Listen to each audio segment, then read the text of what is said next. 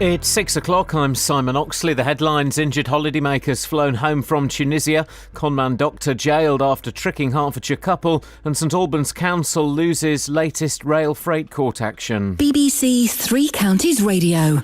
4 British holidaymakers who were seriously injured in the terrorist attack at a beach resort in Tunisia have returned home on an RAF plane. 18 British people are confirmed dead. It's feared the number will rise to 30.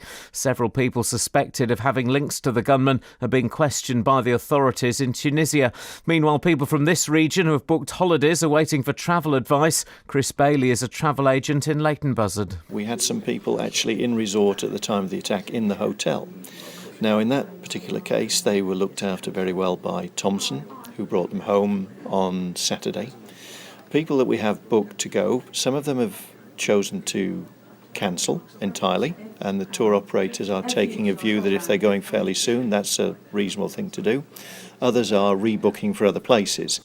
A conman doctor who tricked a Hertfordshire couple into paying almost £100,000 for anxiety treatments has been jailed for 4 years. Joseph Valadakis claimed to have worked with the Queen and a number of high-profile celebrities. More from Jessica Cooper. Valadakis of Cornwell Road in Tottenham, who had no medical qualifications, said he'd helped Jackie Collins, Robbie Williams and Lord Sugar. St Albans Crown Court heard he persuaded Philip and Emma Randerson from Hertford to pay £97,000 for treatments including snail wraps and whale sperm massages. The judge said he was nothing more than a con man.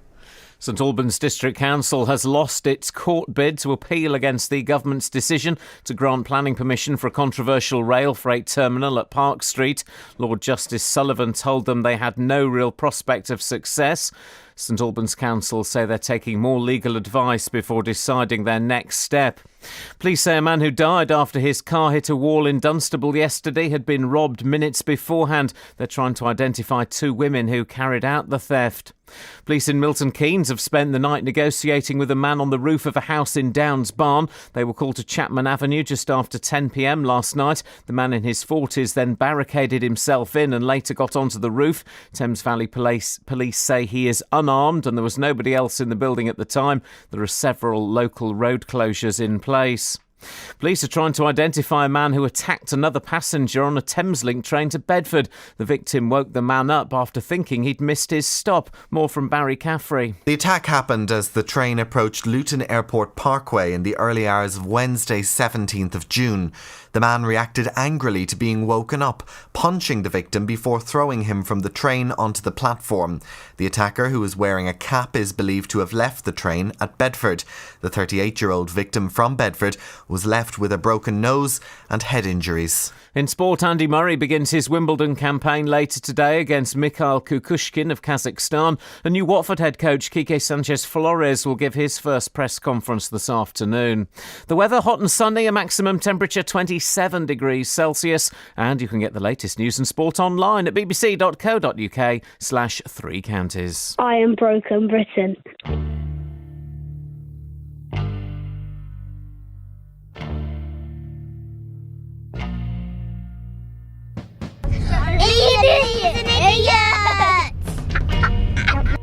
Unbelievable.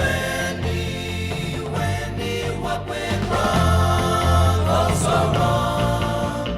We went together for so long. I never thought a guy could cry till you made it with another guy. Oh, Wendy left me alone.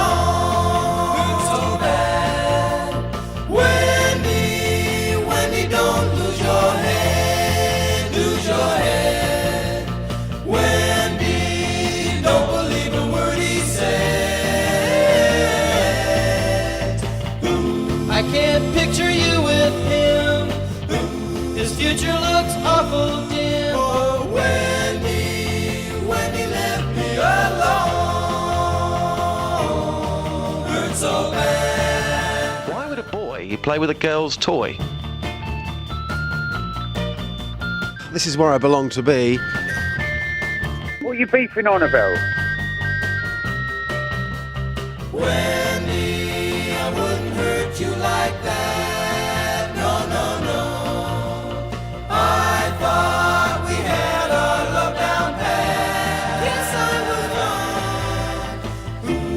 farthest thing from my mind was the day that I'd wake up to find my Wendy left me alone.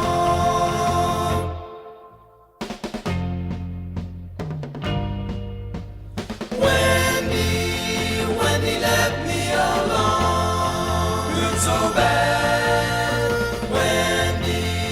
Wendy left me alone. It's so bad. A message from Mr. Iain Lee.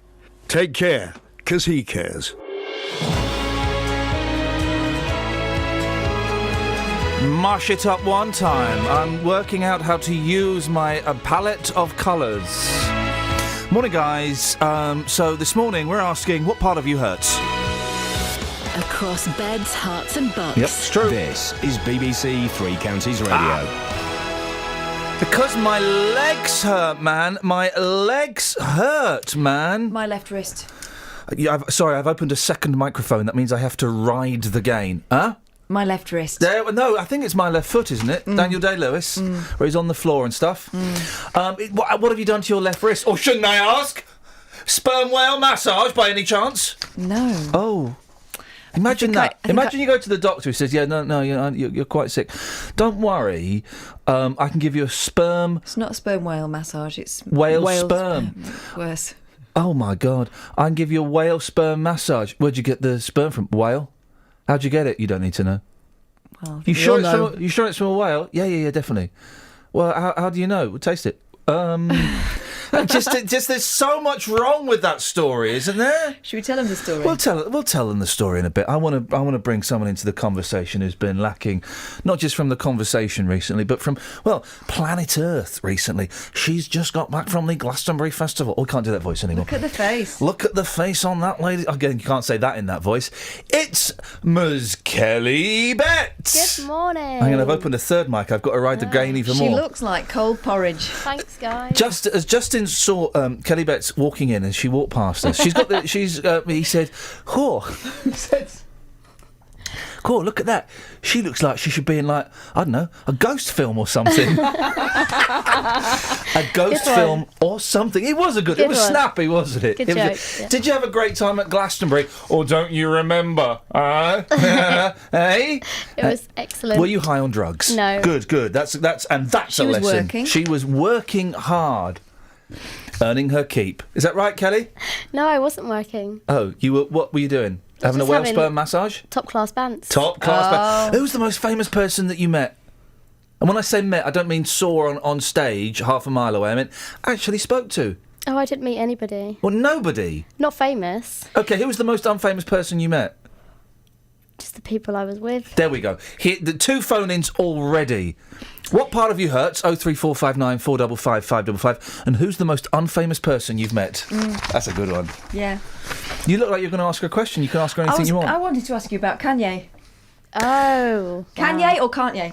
Kanye. Well, he could at first, and then he lost it in the middle, and then We're talking about his performance on stage, not when he came back to your tent afterwards. Greatest rock star on earth, apparently. Oh, he's not rock, though. And exactly. He's rap and great. roll. But Pete Townsend, Pete Townsend then said, "No, I'm the biggest rock star on." Yes. He could say that a bit, couldn't he? Yeah. He could say it a bit. He can say it a bit. I mean, he can say it a bit. Anyway, back to massages with... Back to outrageous claims. Whale sperm. A con man who claimed he was the Queen's doctor has been jailed for 4 years at St Albans Crown Court for swindling two families out of almost £160,000. One of those families was from Hertford. Local, vocal, that's why we're doing it. Catherine, who is this person? Well, they're not vocal, actually, because they're too embarrassed to talk about it, but we can tell you the details. This fella's name You're is... going to have to come closer to the microphone. Joseph I've got your maximum Valdakis. gain here. Joseph Valdakis. He works under the name Joseph Hoffman. Yep. And he claimed to be a professor, amongst other things. But his claim was to be a professor with a PhD in quantum physics from Cambridge University. Oh, yeah. Joseph is from Australia, and he told his victims that he'd helped celebrities like actress Liz Hurley, Jackie Collins, and the street artist Banksy. Banksy isn't even real. We know that. We know he's not real. He also claimed to have treated Lord Sugar, Theresa May, Russell Brand and Robbie Williams, to name but a few. Wow. He also said that he was able to grow stem cells of the royals. Now, tongues are in cheeks here, but actually what he did was thoroughly unpleasant, wasn't it? He's a very naughty man. Indeed, these people nice came cup to him... of coffee, mate? Delicious. What? People came to him in desperation and he lied to them. Emma Randerson from Hertford initially went to Joseph to help with chronic anxiety.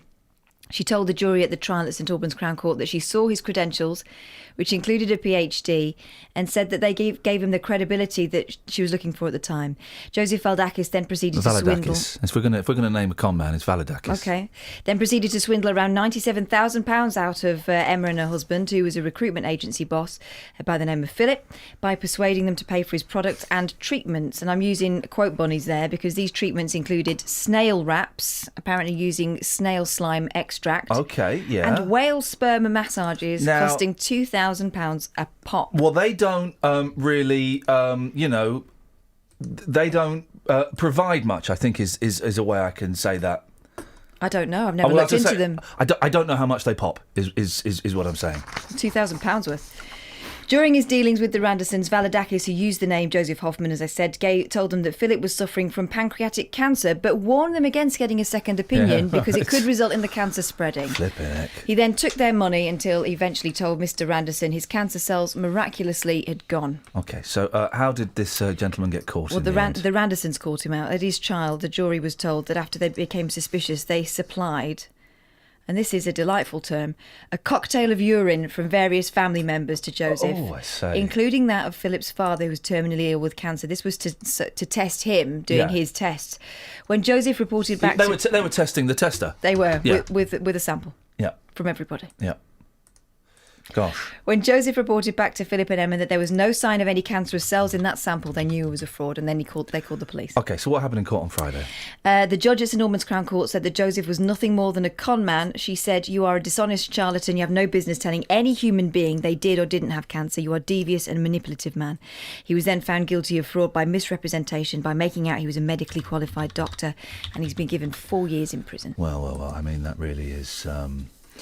What's a thoroughly unpleasant gentleman. Apropos, nothing to do with that. Can I play "I Feel Fine" by the Beatles? Yeah, sure, why not? What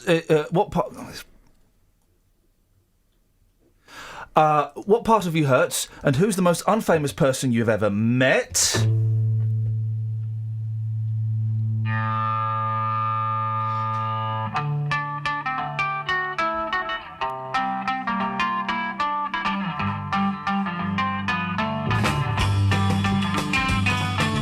Baby's good to me, you know she's happy as can be, you know she said so. I'm in love with her and I feel fine. Baby says she's mine, you know she tells me all the time, you know she said so. I'm in love with her and I feel fine. I'm so glad that she's my little girl. She's so glad she's telling all the world that her baby buys the things, you know. He buys her diamond rings, you know she said so. She's in love with me and I feel fine.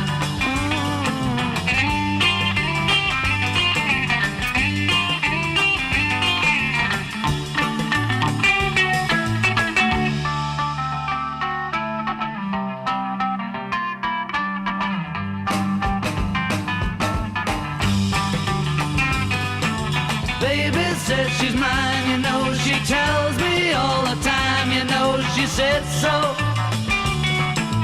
I'm in love with her and I feel fine.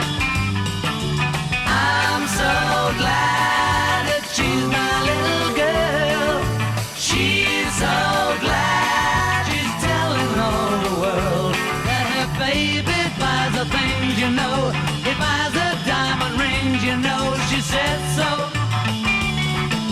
She's in love with me and I feel fine. So who is not She's to you? in love with me and I feel fine. I would not say yes, but I certainly would not say no. Travel news for beds, cards and bugs. BBC Three Counties Radio. Milton Keynes Chapman Avenue is closed with a police incident, an investigation underway and ongoing. It's closed between Farrier Place and Lorina Place. Into Wendover, Hale Lane is covered in bricks and stones, we're being told. Builder's debris has fallen off a lorry on Hale Lane near to the junction of Hale Road. This is about a quarter of a mile outside of Wendover. We understand that police have contacted local highways to try and get that cleared up. Motorways at the moment aren't too bad, no reported problems. Just be aware if you're heading away on holiday to the continent. Big problems for the M20 in Kent this morning because of Operation Stack as the port of Calais closed. So if you're heading to the cross-channel ferries out of Dover, big problems this morning with strike action over there in France. Back onto the tubes and the Metropolitan line out of action, Moore Park to Amersham. There's just been a signal failure at Rickmansworth. James Worley, BBC Three Counties Radio. Thank you, James.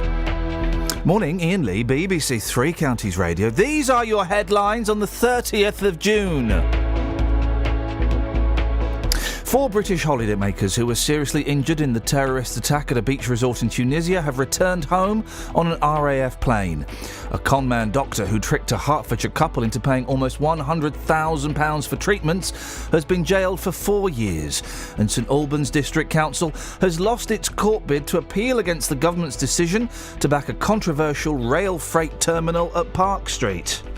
Every weekday from 3. Local stories. People in Watford are being urged to celebrate their local heroes by creating a postcard in their honour. In other local news, rugby fans are being warned to watch out for fake World Cup tickets. Roberto Peroni. Now, a metal detectorist has discovered an archaeological find in a field near Royston in Hertfordshire. Taxi drivers in Luton are demanding to be allowed to drive in bus lanes at all times. There is to be a new station at the Leighton Buzzard Narrow Gauge Railway. Roberto Peroni. Weekdays from 3 on BBC Three Counties Radio. This is Nick Coffer on BBC Three Counties Radio. It doesn't matter. It doesn't matter. No, it doesn't matter. 03459 455 555 is the telephone number if you want to give us a call. I just got to reacclimatise. Bear with me.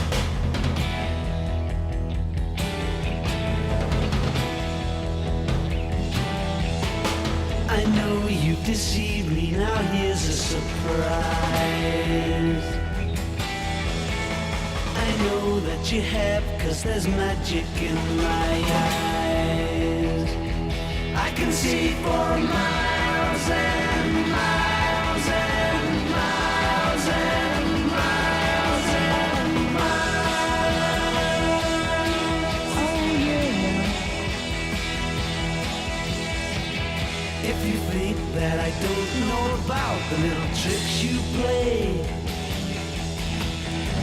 and never see you when deliberately you put things in my way, well, here's a poke at you. You're gonna choke on it too. You're gonna lose that smile because all the while I could see for miles and miles. I could see for miles and miles. I could see for miles and miles and miles and miles and miles. Oh yeah. You took advantage of my trust in you when I was so far away. I saw you holding lots of other guys, and now you've got the nerve to say that you still want me.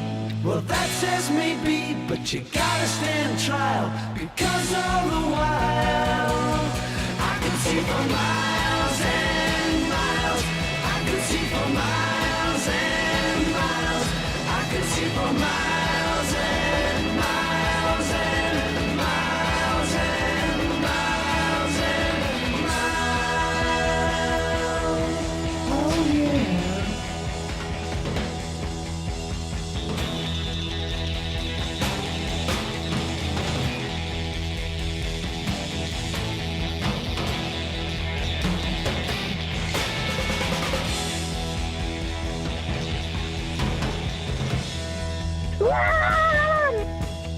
I know you've deceived me, now here's as a surprise. Never. I know that you have, 'cause there's magic in my eyes. I can see for miles and miles and miles and miles and miles. Oh yeah. The Eiffel Tower and the Taj Mahal reminds us here on clear days. One of them came up against me, I couldn't touch it. You thought that I would need a crystal ball to see right through the haze. Double. Well, here's a poke at you. You're gonna choke on it too. You're gonna lose that smile because all the while I could see for miles and miles. I could see for miles and miles. I could see for miles. But what are you going to do with all the clips, Ian? What are you going to do with the clips? Well, I'm going to keep playing the boss. I mean, I don't know what the...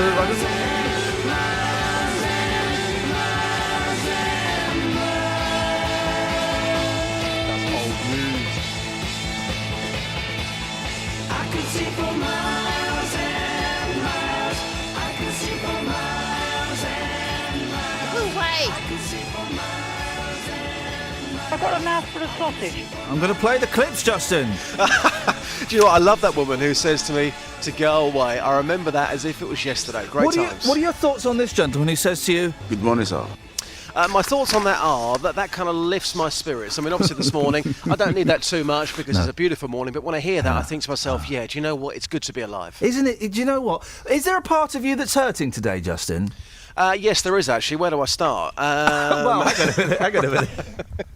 We all know what's hurting. Oh, what's hurt? Oh, yeah, can you not tweet that stuff, please? Gail Platt. Oh, Gail Platt, yes. My shorts were quite tight last Okay, night. thanks very much. Okay, but no, seriously, okay, my hamstring hurts me this morning. I Your was doing hamstring? some workout at the weekend and just felt a slight twinge. See, my hamstring's hurting me. Okay, my legs are hurting. Catherine's wrists are hurting. Kelly's soul is hurting. Yeah. 03459 455 555. What part of you is hurting? And Justin, I believe you're going to take that to the streets for us as well. I certainly am, with pleasure and delight. Geezer. But on to slightly more serious things. A man has been beaten up on a Thameslink train after waking up a fellow passenger. The incident happened on a late-night service when the victim saw someone apparently about to miss his stop. Justin, what happened? This incident happened on a Thameslink service from London to Bedford last Wednesday week. It was a 38-year-old man from Bedford. He was travelling home and he noticed another man asleep in the carriage. Now, thinking, like any good person would do, that he was going to miss his stop, he decided to wake the man up, but sadly the man wasn't impressed. He reacted angrily, so the Good Samaritan then decided to move to another carriage and get on with his journey. But the story continues. Yes, absolutely. Shortly before the train arrived at Luton Airport Parkway, the aggressive man found the victim and assaulted him. He punched him repeatedly. He then, get this, he threw him from the train onto the station platform at Luton Airport Parkway. Staff were there to help him. He went to hospital. He suffered a broken nose, swelling to his head and bruising as well. Blimey, it sounds awful. How can people help? Well, the man who carried out this attack is believed to have left the train at Bedford. Detectives have released CCTV pictures of this man who was wearing a cap. It happened on a late-night service, so the police are hoping that somebody somewhere may have information on who this person is. Well, this guy's obviously a nut job to do that, because if I saw somebody and suspected they were going to miss their... and they looked approachable and suspected they were going to miss their stop, I think I would do the same thing and... Wait, let me say, sorry, mate, just we're coming to the end. I think this is probably your stop. But have you done it, though? Have you actually stopped somebody before thinking they're going to miss their stop? I'm trying. I mean, it's been a long time, man, since I've kind of used a train at night or something. I seem to remember having done it a long, long time ago. Yes. Because even the nicest person, if they've had a few to drink, that they can completely turn. So I've been up early this. Yeah, even if you get the Dalai Lama and he's had a little bit of Oh, I don't know what nonsense they... a bit of Tibetan homebrew, right? Yeah. You're saying that even he could kick off on a train if someone woke up and said, hey, we're just about to reach Nirvana. I think this is your stop. Yeah. That's quite a good gag, though, isn't it? It's quite a good gag, that, Cass. Very, very good, yes. Thank you very much indeed, yeah. Clip that one. Yeah. So I've been up early this morning. I've been at Luton train station asking commuters One second, Justin. I'll be the judge of when we... Clip that. OK? That is my... Thank you. That's my raison above the door. Yeah, I get that. I get that. I've spelt it wrong, but... I've been at Luton train station this morning asking Please. commuters if you're on a late night train and you thought somebody was going to miss their stop and they're asleep, a bit like this man did here, would you wake them up? Here's what commuters had to say. Brian, what would you do? You're on a train late at night? I really don't know, to be honest with you. I mean, you could do it, chance it, but if they wake up, they beat you up and that's it. So sometimes you think it's best to leave it alone. Would you wake somebody up if you thought they were going to miss their stop? Yes. Yeah. Have you done it before? Yes. And you've never had any problems with that at all? I've woken someone up and it's been kind of not their stop, but they've never been horrible about it. I think they appreciate you're doing it with good intentions. Because we're talking about a guy today who did wake somebody up and unfortunately was beaten up for his troubles. Well, that's clearly not on. I'm sure he was doing it with all good intentions. Yeah, absolutely. So that's horrible. Despite hearing that, you would still do the same, would you? Yeah, I'd obviously be careful, but yeah, no problem with that. Depends what they look like. Depends if they were drunk or if they looked menacing, maybe. I wouldn't. If it was a young lady or a person that had just fallen asleep coming home from work, maybe, late at night, probably yes. So it depends. It just depends on the circumstances at the time, but it's a difficult one, yeah. So you've actually seen somebody attacked for waking somebody up late at night, haven't you? Tell us what happened. I've been working nights and a fellow was asleep, obviously drunk. Someone woke him up. He actually said that he was getting off at that stop when he got on, and geezer just attacked him, just for waking him up. And how long ago was this? Just before Christmas. Oh, again, somebody doing somebody a favour, and that's what you get. Yeah, seems that way, doesn't it? You wouldn't do it then? Nah. No point. Who cleared their throat at the end of that piece there, Just? It wasn't me, boss. I'm a clear professional. Can you just get that last... Get that. It definitely wasn't me, I can assure you of that. Yeah. What? Kelly, could you just pull off that man for me, please? I want to hear it. I want to hear what it sounds like. So if you can just pull him off, I want to hear what that... I think what he had to say was more interesting than in clearing his throat. I didn't actually hear what he had to say. All I heard was, him doing a dad. Well, he said at Christmas time he saw exactly the same. Somebody woke somebody up on a late night train, and unfortunately they got beaten up, so he wouldn't do the same. And then he did that, isn't it? That's the thing, isn't it? That's the thing. Did you get my joke about the Dalai Lama? Absolutely, boss. 100%. I get every single joke when you come into the building. Okay. I get every single joke that you come up with. Okay, explain it to me. Boss, I don't have to sit here and explain myself to you. I'm on the streets, I'm working with the people. Explain the joke that you got. Why was it so funny and clever? It was clever and funny simultaneously. Boss, Tell me why. Listen, you are just hilarious. You really are. You are a funny guy. You didn't get it, did you? I got the joke. It was absolutely wonderful. Explain it to Boss, me. I've got stuff to do on the streets this morning, so I'm going to go now. But it was a very funny joke. Explain. Which bit of the joke was funny? Hang on a second. What sort of person has to get somebody back on to say, "Hey guys, I'm so funny. Can you explain the joke for me again?" Very, very insecure person, Justin. That suit. Yeah. But so you did get the joke. Yeah, very funny. Yeah, so great go stuff. on then. Just for those who didn't. No, boss. I'm not going to sit here stroking your ego. It was a funny joke. Let's just move on. But which bit of it was funny? Absolutely every single bit. Every single word you said was funny. You didn't get it, did you? I got it, boss. Which bit? All of it. Speak to you later, Just. Bye. He didn't get it, did he? He didn't get it. I don't know if Kelly got it. Kelly, did you get it? Oh, she had her headphones on. How convenient. Oh, hang on a second. I need to clear my throat. Oh. Horrible. 03459 455 555. Did you get my joke? Travel news for beds, cards and bugs. BBC Three Counties Radio. Well, the motorways, the M1's building up now southbound from Luton down towards Hemel Hempstead, approaching junction 8, looking heavy on the cameras. Anti-clockwise also heavy now, 21 to 19, M1 around towards Watford. Into Wendover, now Hale Lane is partially blocked with bricks and stones that have fallen off a builder's lorry. It's about a quarter of a mile outside Wendover, so we understand police have contacted local highways to try and get that cleared up from Hale Lane near to the Hale Road junction. And trains, unfortunately, signal failure at Rickmansworth means delays for Chiltern, as well as the Metropolitan line between Amersham and Moore Park to Chesham. We're just being told the signal failure has been sorted out, has been fixed, but likely to be disruption until around 7:15 this morning. James Worley, BBC Three Counties Radio. Across beds, hearts and bugs. This is BBC Three Counties Radio.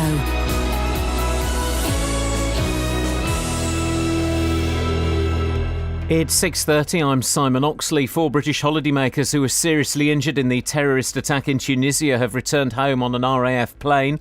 A conman doctor who tricked a Hertfordshire couple into paying almost £100,000 for anxiety treatments has been jailed for 4 years.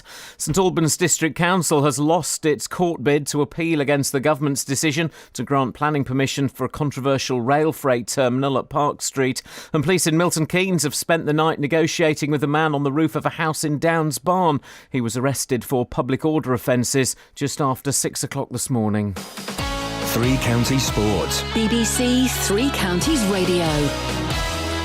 Andy Murray will begin his campaign for a second Wimbledon title today. He plays Mikhail Kukushkin of Kazakhstan in the third match on centre court at around 5 o'clock this afternoon. Also today, Hertfordshire-based Aljaz Bedin from Slovenia faces Radak Stepanek. It's Bedin's third Wimbledon, but his first since gaining British citizenship, having lived in Welwyn Garden City since 2008. In football, new Watford head coach Quique Sanchez-Flores will give his first press conference this afternoon. Flores has taken over from Slavisa Jokanovic, who guided the Hornets to the Premier League. Luton manager John Still says the signing of Josh McCoyd isn't the end of his summer recruitment. McCoyd arrives at Kenilworth Road, having been at Bournemouth last season. What we try to sell him is the similarity between the clubs, if you like. We think we're on our way forward. We was able to convince him of that, and fortunately it worked out for us today. Elsewhere, Manchester United have made a £28 million bid for Real Madrid and Spain defender Sergio Ramos. In golf, final qualifying takes place today for next month's Open Championship at St Andrews. Qualifying today is at Woburn with 3 places up for grabs. Colin Montgomery features, as does St Albans player Will Roebuck. Yeah, I can't wait for it, to be honest. I've got an early start. It's 36 holes, and the forecast looks perfect, and I know a lot of guys from the club are coming up to support, so yeah, I can't wait to get going now. BBC Three Counties News and Sports. The next full bulletin is at 7. This is Iain Lee on BBC Three Counties Radio. Morning, guys. 03459 455 555 is the telephone number. If you want to give us a call, then you're more than welcome to. You can send us a text 81333. Start your text 3CR. I'm just playing around with this because that's everything's been changed and nothing works better. Everything's been... What's your beef? I said it's amazing you can do anything with the terrible pain you're in with your leg. Yeah, well, it is amazing I can do Soldiering. anything with the terrible... I couldn't do soldiering. Stetson? That's not what I was after. Come on, guys. We're all... the whole don't know how to work the studio act is wearing very, very thin. That's old news. I know it is. That's what I'm saying. But I'm just getting there to... What are you trying to do? Trying to make it do what I want it to do. No, not that. I'm trying to sort something else out. This is filler or filler.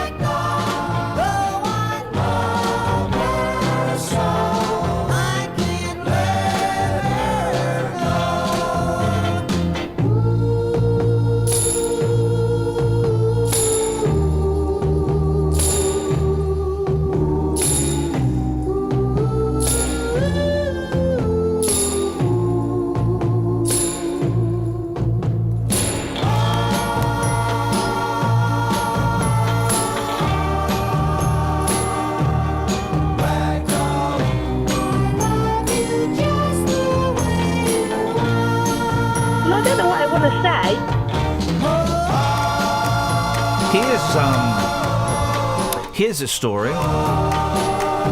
It's a headline from a Rolling Stone magazine. Here we go. Hang on a second. Patsy Cline to return as hologram in interactive concert. I mean, really? Really? Patsy Cline, of all the people they could invest this technology in, surely... We've had Michael Jackson as the weird... I like the Michael Jackson hologram. I enjoyed that. It was weird because you're thinking, I wonder if that hologram has abused anybody sexually. You just don't know with a hologram. Is it capable of doing that? I would hope not. Only hologram people would know. So we had that. Then we had who was the other? There was another. There was like a rap artist, wasn't there? Who came back as a hologram? Biggie Smalls. Tupac. Tupac. Yeah. Tupac or not Tupac? That's the question. I don't know. You going on holiday? Yeah, we'll pack. But those two are kind of logical because they liked a bit of technology. Patsy Cline. No. What we need, guys. What we need. The only holograms we need are Dennis Wilson and Carl Wilson of the Beach Boys. But joined up with John Lennon and George Harrison, the Beachel Boys, the Beachels. Yeah. The Beachels. These guys are Beachels. The Beachel Brothers. That'll be good, wouldn't it? I'd pay top dollar to see a completely fake band of 2 dead Beach Boys and 2 dead Beatles. The Beachels. As they're If called. someone's listening that can make it happen, make it happen. You'd pay for that, wouldn't you, Kelly? Yeah. There we go, you see. She probably wouldn't. Being young, she'd download it illegally. But I'd pay... She's Googling them. She's Googling the Beachels. Oh, that's not a bad... That's a really good idea, actually. And that's an idea that's just got me feeling so fresh. Feeling fresh. What have you got in the actual papers? People moaning about the women at Wimbledon getting a break. Hang on a second. I do apologise. I'm reading more of this story. Which story? The Patsy Cline story? Okay, so far, most holographic projects have been short one-off events. Tupac's hologram wrapped alongside Dr. Dre and Snoop Dogg. Elvis Presley's hologram duetted with Celine Dion during a 2007 episode of American Idol. I missed that one. Yeah. Michael Jackson made an on-stage appearance at an awards. Oh, isn't that nice? Do you know what Patsy Cline's husband, what his name is? Calvin. No. Charlie Dick. What's in your papers? Charlie Dick? No, thanks. I'm full. People moaning about women taking a break when the heat gets to 30.1 centimetres. Yeah, no, centimetres? Carry on, because I agree with the fool. But men must battle on. Yeah. As the blazing sun beats down on Wimbledon. This is the Mail, who, as we know, love females. Well, there's a great picture of a tennis player scratching her bum. Wimbledon has begun. A lady scratching her bum. That was my mum's rhyme back in 1977. She was good. Oh. As the blazing sun beats down... Hang on. Anne-Marie, the quality of the rabbit hole has declined recently. What gives? Wow. Wow, controversial. I'll tell you what gives. I can't work this flipping studio and nothing is user-friendly. That's what gives. Continue, eh?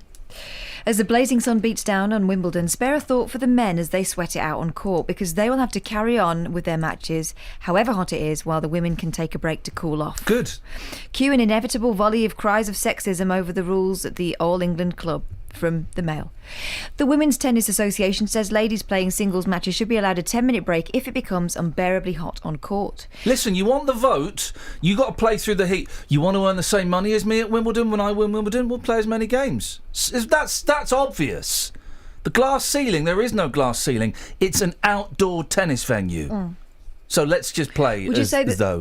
would you say the same if it was, children playing? Or because, Sorry? Well, we're talking about people with a smaller frame. Yeah, exactly. Although you look at Serena, she's and bigger. She could probably have all of us. Well, let's be careful where we go with that for litigious reasons. We have no idea who she's had. But yes, I would say that for children. Play on, guys. It's a tough world out there. You want to learn competition? Well, then you go and swelter. The men's game has no equivalent rule. The All England Club is under no obligation to create one. Asked why there was no heat break for men, a spokesman said the decision was in the hands of the separate governing bodies of men's and women's tennis. Oh, right, so they're making their own rules. It's not like Wimbledon's doing it. Yeah. Andy Murray, who kicks off his Wimbledon campaign against Mikhail Kushkin of Kazakhstan today, has previously complained about the heat rule. He complains about a lot. Well, how long? Let's do a sweepstake. At what point do we think someone is going to say there's going to be either a story in the papers or in the news for the unsung heroes of Wimbledon, the ball boys and the ball girls, who never get their just dessert? They get their just desserts every flipping year. Every flipping year. I feel good. I knew that I wouldn't. I feel good. I knew that I wouldn't. So good, so good. I got you. Wow, I feel nice. A sugar and spice. I feel nice. A sugar and spice. So nice, so nice. I got you.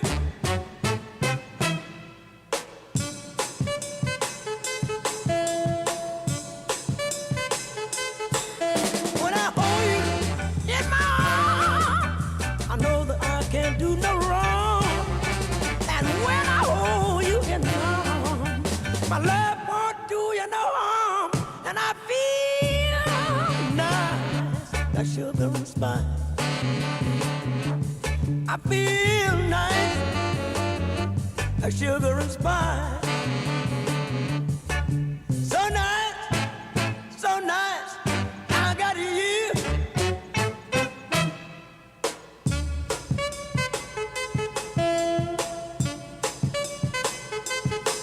When I hold you in my arms, I know that I can't do no wrong. And when I hold you in my arms, my love can't do me no harm. And I feel nice, like sugar and spice. I feel nice, like sugar and spice. So nice, so nice, that I got you. Wow, and I feel good. I knew that I wouldn't. I feel good. I knew that I would. So good, so good, but I got you.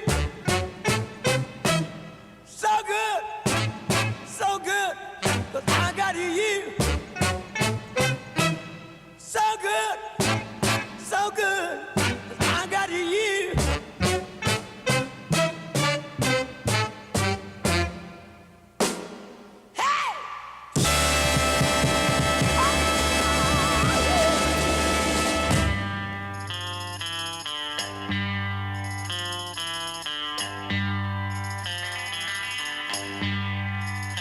Take the last train to Clarksville and I'll meet you at the station. You can be here by 4:30, cause I've made your reservation. Don't be slow. No, no, no. No, no, no. Cause I'm leaving in the morning and I must see you again. We'll have one more night together till the morning brings my train and I must go. No, no, no. No, no, no. And I don't know if I'm ever coming home. Take the last train to Clarksville. I'll be waiting at the station. We'll have time for coffee, flavored kisses, and a bit of conversation. No, no, no. No, no, no.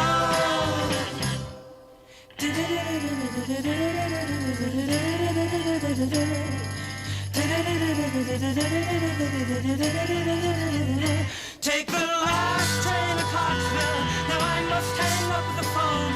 I can't hear you in this noisy railroad station. All alone I'm feeling low. No, no, no. No, no, no. And I don't know if I'm ever coming home.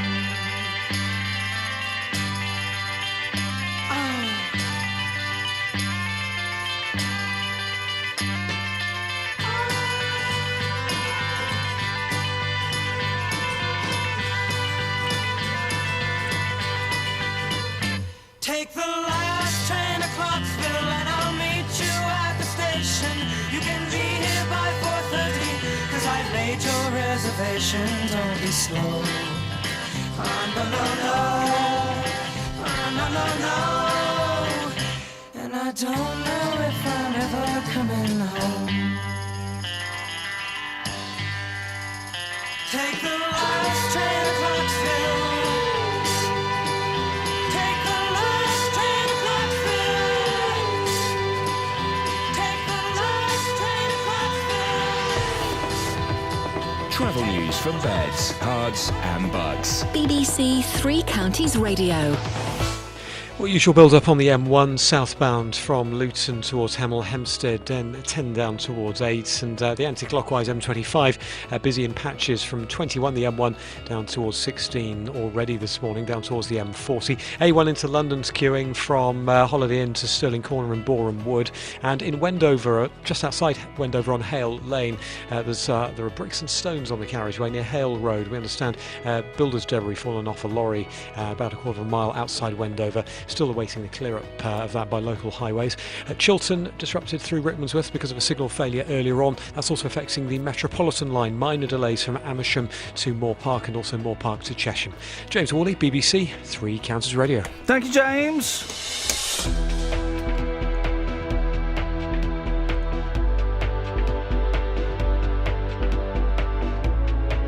4 British holidaymakers who were seriously injured in the terrorist attack at a beach resort in Tunisia have returned home on an RAF plane. A con man who tricked a Hertfordshire couple into paying almost £100,000 for treatments has been jailed for 4 years. And St Albans District Council has lost its court bid to appeal against the government's decision to back a controversial rail freight terminal at Park Street. Beds, Herts and Bucks weather. BBC Three Counties Radio. Well, it's a reasonably warm start to the day, but it is obviously going to get much warmer. We have wall-to-wall sunshine today, barely any cloud to speak of. UV levels very high, pollen count very high, and the temperature also fairly high as well. We're looking at a maximum of 27, maybe 28 Celsius in the strong sunshine. Now, sunsets are 21, 24, and it's going to be really uncomfortable. A really sticky, humid night. Minimum temperature, countryside's looking at 16. Towns and cities probably going to be around 19, 20 Celsius. And that is a nighttime temperature. So like I said, sticky, uncomfortable, not very nice at all. Sun rises tomorrow morning at 04:46, and tomorrow still that humid air with us, perhaps a bit more cloud, but it should stay dry. Now, temperatures likely to get up to 30, 31 Celsius tomorrow afternoon, and locally maybe a degree or two more than that. So very hot tomorrow afternoon, and with that temperature, although it should stay dry, we do have the potential of maybe 1 or 2 quite heavy, quick thundery downpours. Now, many places avoiding that completely, but there's the potential that that temperature could spark 1 or 2 of those off, and that's your forecast. Every weekday morning. One partially closed and the other didn't operate at all. I have contacted other companies who do it professionally, and they said it should have been anchored down. The JVS Show. It was looked over by the garage and they told me do not move the vehicle anywhere. It's a complete death trap. The JVS Show fights for your rights and tackles your consumer problems. I'm getting nowhere. I've tried on numerous occasions to talk to the manager of this company. If you need our help, email jvsshow@bbc.co.uk. So they said, we're going to contact the customer, we're going to have a chat, and we're going to make a gesture to that customer. And we could do the same for you. Without your programme, I don't know what you'd do in the morning. The JVS Show, weekdays from 9 on BBC Three Counties Radio. Hey Jude, don't make it bad. Take a sad song and make it better. Remember to let her into your heart. Then you can start to make it better. Hey Jude, don't be afraid. You were made to go out and get her. The minute you let her under your skin, then you begin to make it better. And anytime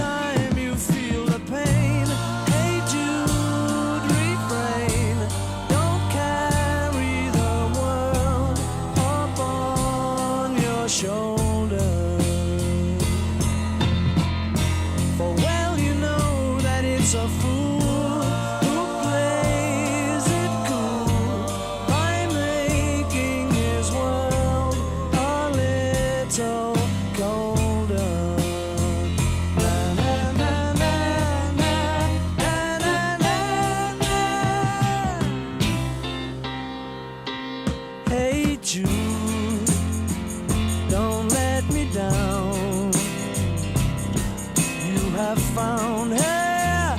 Now go and get her. Remember to let her into your heart. Then you can start to make it better. So let it out and let it in. Hey Jude, begin. You're waiting for someone to perform with. And don't you know that it's just you? Hey Jude, you do. The movement you need is on your shoulder.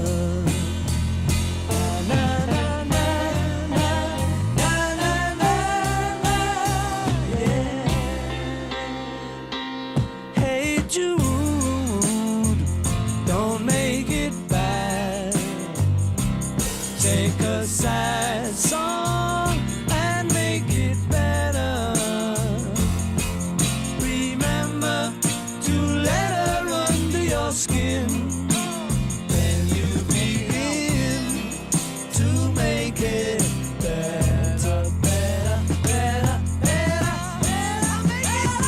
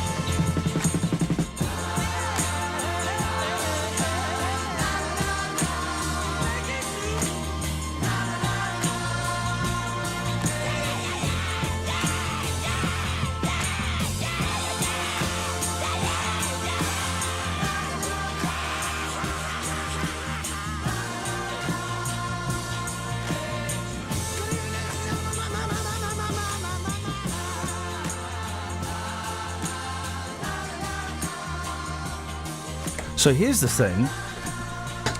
They've invented this wristband that allows you to buy things just by swiping No, but this is even better. Look.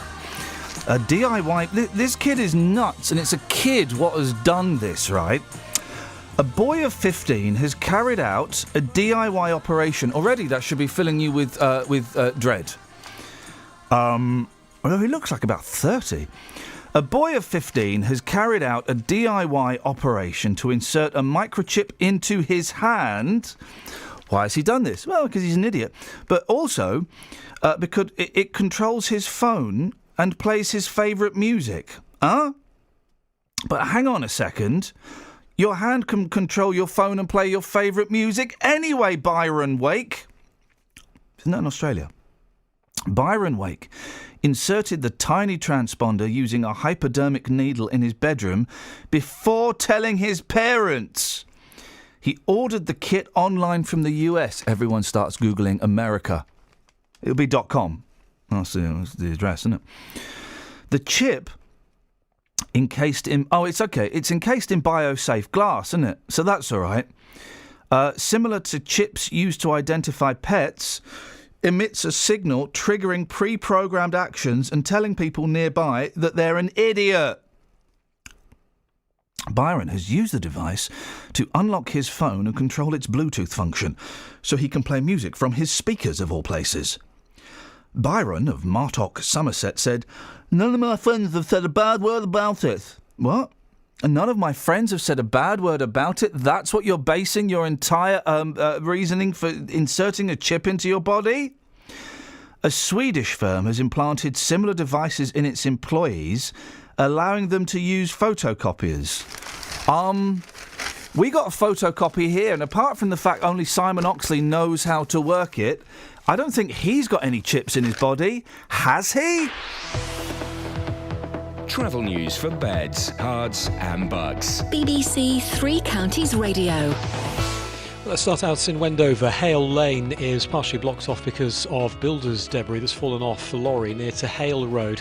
It's about a quarter of a mile outside of Wendover, just awaiting highways to clear that up. M25 anti-clockwise, slow moving in patches 21 down to 16. The M1 all the way down to the M40 already this morning. The M1's very heavy southbound passing Luton, and then it's slow moving down towards Hemel Hempstead.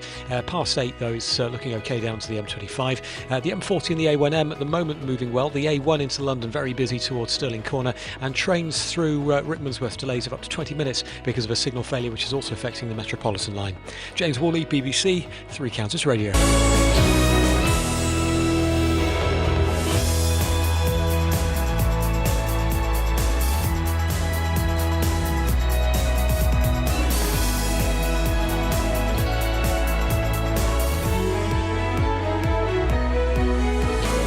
Local and vocal across beds, hearts and bucks. This is BBC Three Counties Radio.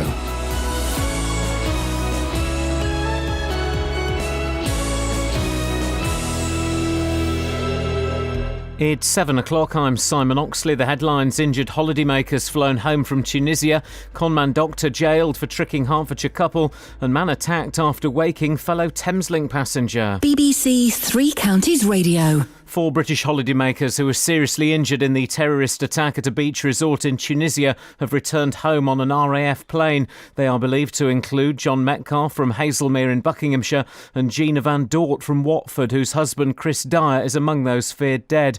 The plane touched down in Birmingham in the early hours before carrying on to Brize Norton in Oxfordshire. Nick Qureshi reports. All 4 returned on a specially modified C-17 transport plane. They were accompanied by medics experienced at bringing injured service personnel back from operations overseas.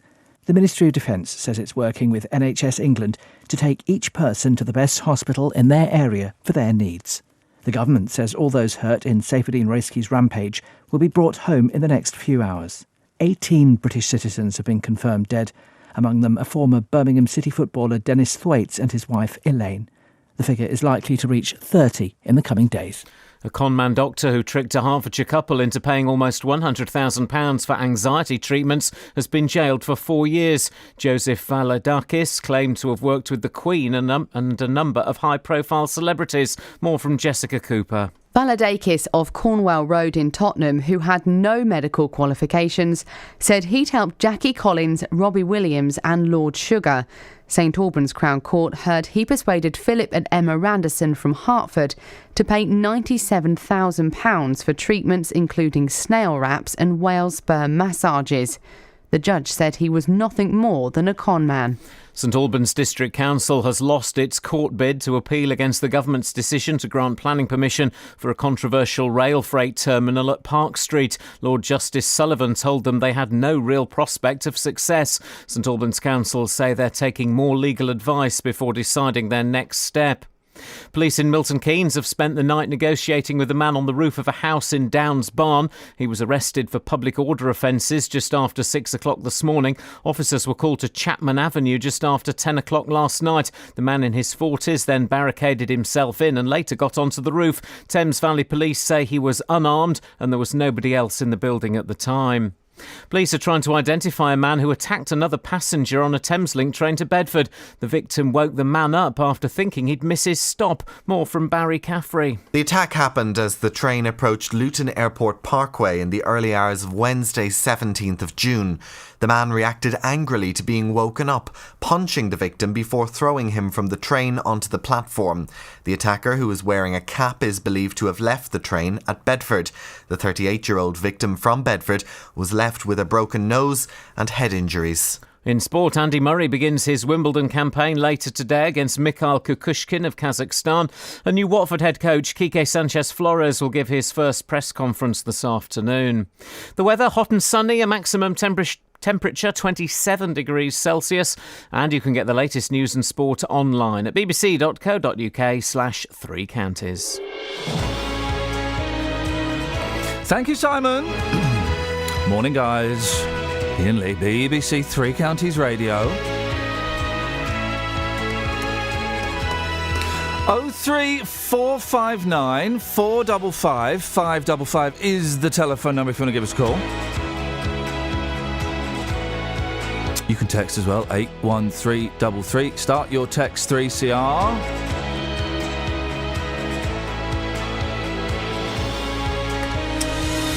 Across beds, hearts and bucks. This is BBC Three Counties Radio. A bogus doctor who claimed he'd done kind of all sorts of things really, including treating the Queen, Liz Hurley and Banksy, has been jailed for tricking two couples out of thousands of pounds. Joseph Valadakis told one of them they had cancer, but it will be dangerous to seek a second opinion. He also smothered his clients in various substances, telling them it was snail slime or whale sperm. Well, in a moment we'll be speaking to criminologist Steve Hallam, but first let's hear from Anne Evans, who was the prosecuting barrister in this case at St Albans Crown Court. Morning, Anne. Thanks for joining us. Good morning. How did this man find his victims? Well, the extraordinary thing is that he was found by recommendation.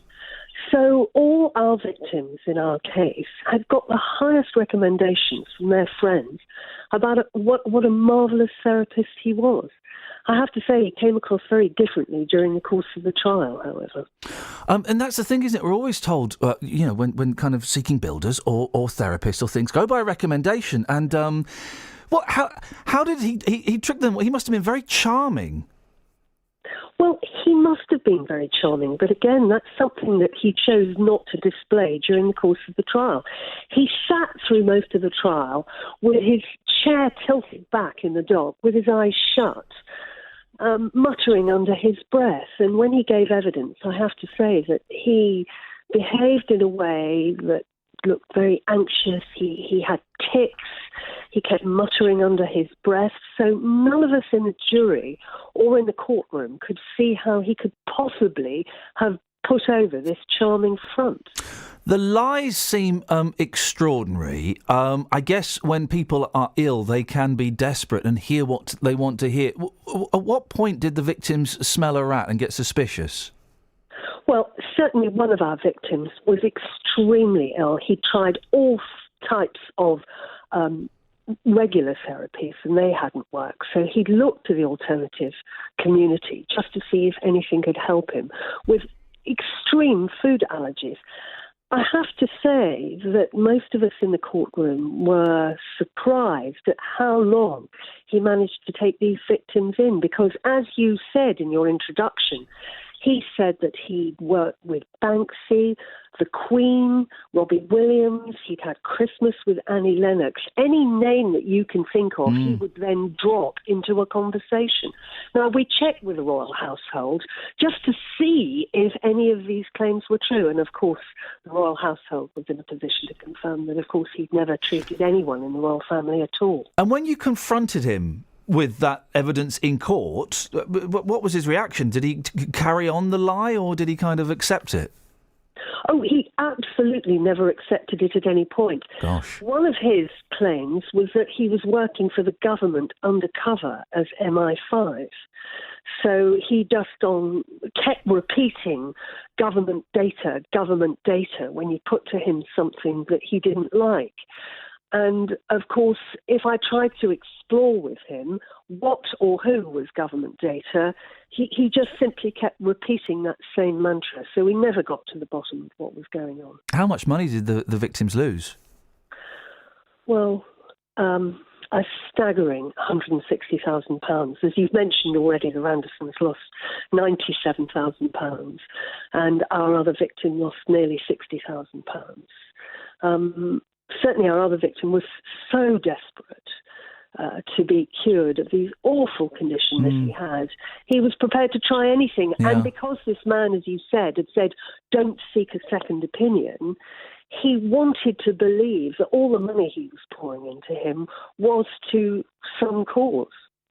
And I think that just goes to show how desperate these victims were. When you're poorly, when you're as seriously ill as that, you will, if you think you're going to get cured, you will throw money at it, won't you? Did he have any medical credentials, this gentleman? Absolutely not. He said that he was a doctor and that he trained at King's College, Cambridge. We had evidence from King's College, Cambridge, and indeed all the Cambridge colleges, that he'd never, ever been a student there, undergraduate or postgraduate of any sort. He claimed he had a PhD in biophysics. Now, he says he's an Australian national. Nobody, in fact, could believe a word that he said, but certainly never produced any proof that he was a PhD. And as soon as the police arrested him, mysteriously, that claim disappeared from his website. And the victims now, have they recovered from the shock? Will they get any of the money back? Well, that's an ongoing process. Right, okay. Once he's been sentenced, we now look into his assets to see if there is anything that can be recovered. So that's an ongoing process now. And I really appreciate your insights. Very interesting. Thank you very much. Not at all. Thank you. It's Anne Evans, the prosecuting barrister at St Albans Crown Court in this case. Joined now by Dr Steve Hallam, a lecturer in criminology at the University of Northampton, formerly from Bedfordshire Police. Morning, Steve. Good morning to you. This is fascinating, isn't it? And it just shows that, if you have the confidence and you get the right people, you can say anything and it'll be believed. Well, I think you're right. I think one of the issues is that you can set up a website, a very believable website, very easily, and people can easily be taken in by that. And, of course, what we're talking about here are people that are quite desperate in terms of getting treatment or help. So they become particularly vulnerable to the sort of lies and deceptions that this person gave out. This kind of thing has been going on for years, slightly different in as much as, a lot of this it did involve the internet. But, when people are sick, when you hear of people who are dying of cancer going off to all kinds of, fakes on the off chance that something might work. There's been all sorts of fakes around, as you say, for years, and it's very difficult to regulate this sort of thing. I mean, there are regulations, there are voluntary regulatory bodies for different complementary medicines, and I guess that's the route that you want to take if you want to actually have a look at going into those sorts of medicines. Is to investigate whether they are regulated at all. And the best sort of sites to have a look at to start with, of course, are the NHS. NHS sites would help you and speak to your GP first. But it's very easy to be taken in by people, particularly if you're in a very vulnerable state. At what point does, I can come on the radio and say, hey guys, I'm a doctor. At what point do I cross the line and start breaking the law? Is it when I actually start seeing, in inverted commas, patients? Well, you break the law if you start to if your deception is there in order to gain for yourself or someone else, or to actually cause loss to someone else. And of course, that deception, you can break the law if you actually cause any harm to anyone. And that's really what it's about. So you can take on a false identity, and that really isn't a problem. And here's the thing: when this. Sorry, Steve. They're just saying when he was in court and he was confronted with the fact that, look, we've spoken to Buckingham Palace. What you've said is nonsense. We've spoken to all these people. What you've said is nonsense. This gentleman refused to accept that and carried on with the lie. That seems to say a lot about him and his I don't know, mental state is too strong a phrase, but his frame of mind, perhaps. Well, it's very difficult, isn't it? Because, of course, if someone is confronted in court, there's an element of self-preservation here as well. So we've got no idea about what his motives in court might have been, and that's why he acted in that particular way. It may well be that he's spun a web of lies that he can't then get out of, and he has to try and continue this story.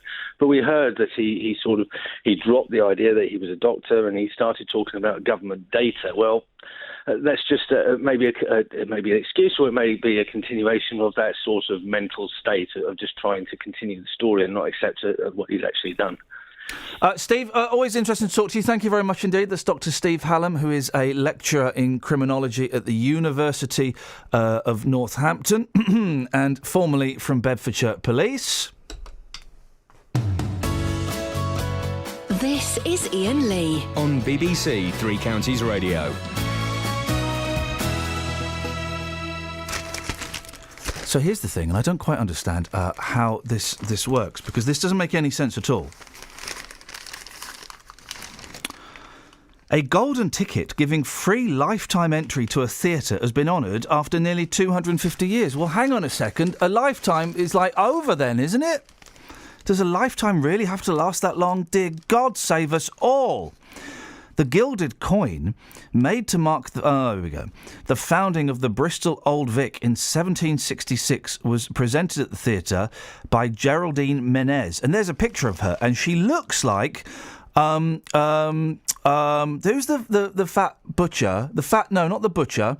The greengrocer, Alf Roberts. She looks like Alf Roberts' first wife, crossed with Percy from Coronation Street.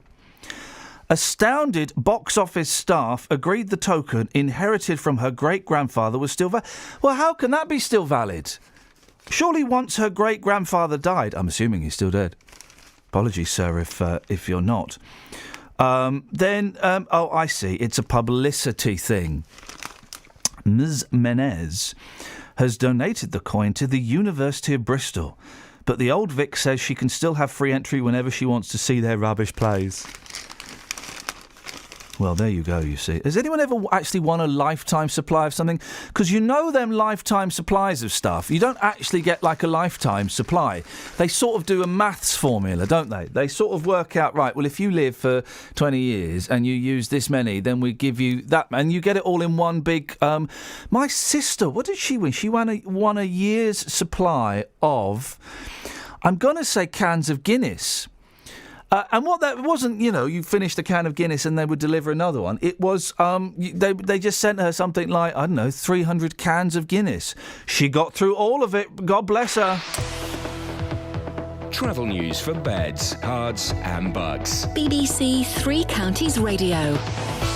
Well, it's slow on the M1 southbound from 11 towards 10 towards Luton Airport. The M25, usual delays anti-clockwise, heavy and slow in patches from the M1 round to the M40. It's particularly slow, actually, from junction 17 to 16. We can see on the cameras and sensors. As a result, southbound A41 is slow towards the M25. Onto Wendover, Hale Lane is partially blocked by some building debris. Bricks and stones have been reported near to Hale Roads, just waiting to clear up from by highways there.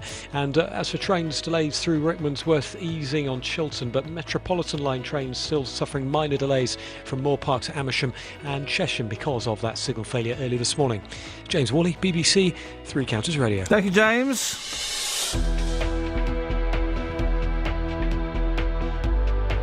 7:16. It's Tuesday the 30th of June. I'm Iain Lee. These are your headlines on BBC Three Counties Radio. 4 British holidaymakers who were seriously injured in the terrorist attack at a beach resort in Tunisia have returned home on an RAF plane.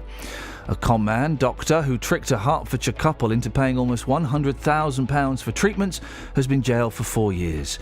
And St Albans District Council has lost its court bid to appeal against the government's decision to back a controversial rail freight terminal at Park Street. Nick Coffer on BBC Three Counties Radio. The book is all about how you can use nature to make walking a detective game. There's no cost to spending 10 minutes looking at all this stuff. 3 mums from Hertfordshire have got something a little bit different planned. This weekend they're walking 100 kilometres. We've done lots of training and we're aiming to complete it within 24 hours. Nick Coffer. Is that a maze in front of your house? It's called a parterre. Oh, it's a parterre, is it? I planted it myself with 540 plants, so I know it's a parterre. Award-winning Milton Keynes sports journalist Mike Calvin has written Gareth Thomas's autobiography. I've got to think what you think, I've got to see what you see, I've got to hear what you hear, and that will be an inherently painful process. Nick Coffer, weekdays from 12 on BBC Three Counties Radio. There you go. That's exciting, isn't it? Now, a man's been assaulted after waking up a fellow passenger on a Thameslink train. The victim thought he was doing his attacker a favour, but ended up with a broken nose. Well, Dr. Kerry Cooper is Professor of Psychology at Manchester Business School. Good morning, Kerry. Good morning to you. This guy thought he was doing the bloke a favour. He saw the bloke was asleep, saw the stop coming up, and woke him up. It seems outrageous, doesn't it, that someone would launch an attack like this? Not only that, apparently, he went to another carriage, didn't he? And then the guy followed him later. Yeah. To punch him and beat him up. It's quite amazing. If we put, who knows what mental state this guy was in? If we put drugs and alcohol to one side for a minute, what would drive somebody to do that, do you think? Well, I don't think it is anything to do with that necessarily, but we'll find out when the police do their investigation. Well, if they find him. Yeah. Because they haven't found him yet, have they? No. I think really it could be his mental state. It could be that something's troubling him really badly in his own life and he just needed to take it out on somebody else. We don't know what the particular driver is, but what is interesting in this is what we in psychology call the innocent bystander effect. You see people arguing or getting into a physical, a nasty physical assault, a situation and so on, and you walk by, right? A lot of people walk by situations like that. And I think they do because they're worried about how somebody might react. So you see two people really violently arguing, and you try to stop it. You go in and you say something. A lot of people don't do that. Now, this guy saw a guy sleeping, right? Maybe a lot of people would walk by that and say, well, he could be drunk or he could be on drugs. We don't know what it is. I'm just going to leave him there, right? But no, this guy intervened, and then look what happened.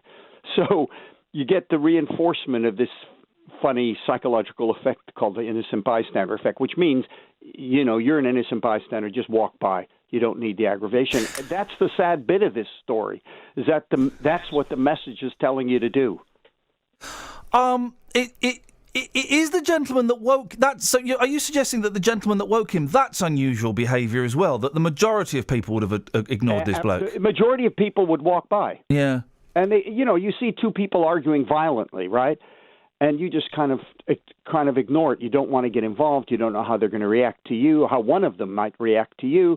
In this scenario, it's the same thing. You see the guy lying there, and you think to yourself, some people will think to themselves, well, he's probably drunk or, on drugs. I just leave it alone. Leave sleeping dogs lie. And I think that kind of metaphor for it, I think, is appropriate. But it's sad because this guy's trying to be helpful, isn't he? And if someone does go nuts at you and launches a seemingly unprovoked attack like this, what's the best way, apart from running, obviously, what's the best way to kind of get out of that situation? I read a brilliant interview with Darren Brown, the mind bender, who got mugged. It was a couple of years ago. He got mugged, and this guy was being very threatening. I think pulled a knife on him, and so Darren Brown went like nuts and started talking nonsense and waving his arms all over the place, and it freaked the attacker out because he wasn't expecting it. Yeah. And the attacker ran off. I think that's really a good strategy. Try to do something that's unusual. If you run, this guy's going to go after you anyway. For whatever's driving him, he's going to go after you because he wants to get you. Either you become totally non-aggressive or do something unusual that stymies him. I'm sorry, I didn't mean to do it or something. Anything just to, but I guess being defensive, fighting back is the worst thing you could possibly do. Well, also, I've listen. It's been a long time Unless you're since. bigger, by the way. Well, exactly, or the karate. It's been a long time since I've been in a boozer, but I remember, being younger and having people who were clearly, and this is not the most politically correct phrase, but were clearly nuts, going mental. And you apologise, even if you haven't. I'm really sorry, I didn't mean to do it, and it can make some people even angrier. I know. Well, you have to look at the scenario you're in. You have to look at the individual, and you have to try to figure instantaneously a strategy that will cool him down. But that's different for different people. It depends how emotionally involved this person is. If he really is outrageously emotionally involved, probably you should just get out of there. You should really get out. Obviously, there was nobody else around at the time. This must have been late, mustn't it? There would have been other people you'd have thought. But again, innocent bystander effect, probably wouldn't get involved. The gentleman who did this attack, would he even be aware that, that he did something completely outrageous? Well, we don't know, because we don't know what the driver is. If the driver is heavy drugs, probably he wouldn't even know what he was doing. If the driver he's emotionally disturbed in some way, right? Again, he might not know. If the driver is, though, he's kind of he's had a little bit too much to drink, or took offense to somebody waking him up for some reason, like you get in road rage. You get some road rage people. I don't mean the really heavy ones, but some people get really anxious and, they have to get somewhere and they get really upset, but they're not going to go the full Monty. If it's that kind of a person, probably he did know what he was doing, and probably you could stop him by using some technique. But that technique you'd have to determine almost instantaneously at the time. And the gentleman that was attacked, and it was a horrible, horrible attack. It was beaten up, and then when the train stop was thrown onto the station platform. How's he going to cope with that? Because I would imagine that, the prospect of going on a train is going to be quite terrifying. The prospect of going out of his house might be quite upsetting as well. Yeah, it will be a traumatic event. It really will. And how do you get over that? Do you just have to go and do it?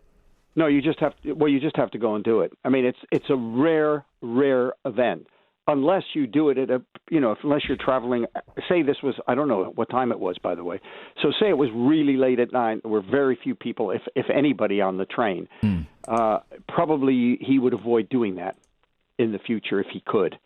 But I think you have to go back, and you have to, because it's not going to happen again. However, you're talking about a psychological state of somebody, aren't you? And he will be very, very reticent to do that again, but he should. He should go back on the train. It's unlikely to happen again. He's got to confront his phantoms. Kerry, always fascinating. Thank you very much indeed, Dr. Kerry Cooper, Professor of Psychology. 03459 455 555. Local and vocal across beds, hearts and bucks. This is Iain Lee. BBC Three Counties Radio. Have we got any texters? Yeah, we have. Some thrown back to posh swearing from yesterday. DJ in Milton Keynes says, posh swearing, probably the most extreme non-swearing insult is to call someone an oxygen thief. Careful who you call. Oh. And Anne in Luton, things that hurt we're doing as well, aren't we? And we'll be speaking to Justin in about 10 minutes' time about this one. Morning, Iain. My right shoulder hurts, says Anne. I fell, dislocated my shoulder and broke the top of my arm. There you go. That'll do it. I've never broken anything apart from a few hearts. And I know one day, when something breaks, you hear the snap, yeah? Yeah. I've broken my arm twice, same one. And the second one partly because I'd broken it the first time. It flipping hurts. Maff in Hanslope says, my knees hurt. Yeah, I can dig that, Maff. He says, I've met Lee Gladden, the MK Dons fan. Oh, this is the most unfamous person you've ever met. Yeah. And he says, and Kanye West is more guilty of being a con man than the snail snot doctor. No, listen. I don't really know Kanye's oeuvre. I don't know what his particular song style is. I imagine shouty, loud, and proud.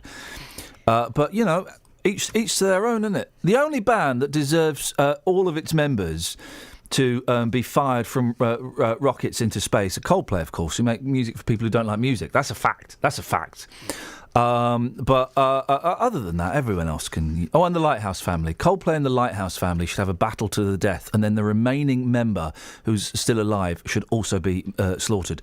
Apart from that, though, everyone else, get on and do your thing, innit? Get on and do your thing, really. I'm with you on the Lighthouse family, flipping heck. We could be lifted. I wish they would. It's a shame. It's a nice name of a band. The Lighthouse Family. It sounds fun. You can imagine them having their own TV show, and they kind of live in a lighthouse, and they have adventures, and one of them travels through time. But in reality, that's not what happens to them. They're just bland people doing bland songs. They're not even family. Here's the thing. So Simply Red are back together. Oh. Name another member of Simply Red. There's a Chinese fella. The other one, the bassist. There's a black man, a Chinese fella, and Hucknall. I don't think the black man and the Chinese fella are actually their names. I suspect they've probably got slightly more. Who cares about? Simply Red are back together. Oh right, yeah. Yeah, all right. Brilliant. I will go and see them, shall we? What? Why? Simply Red is Mick Hucknall, isn't it? I mean, really. I would say so. That's all you're expecting when you. I do confess I did quite like a New Flame, but I was young. I liked. All right. I'll say it. 03459 455 555. What Simply Red song did you quite like? I quite like Stars. Oh. Yeah, I quite like Stars.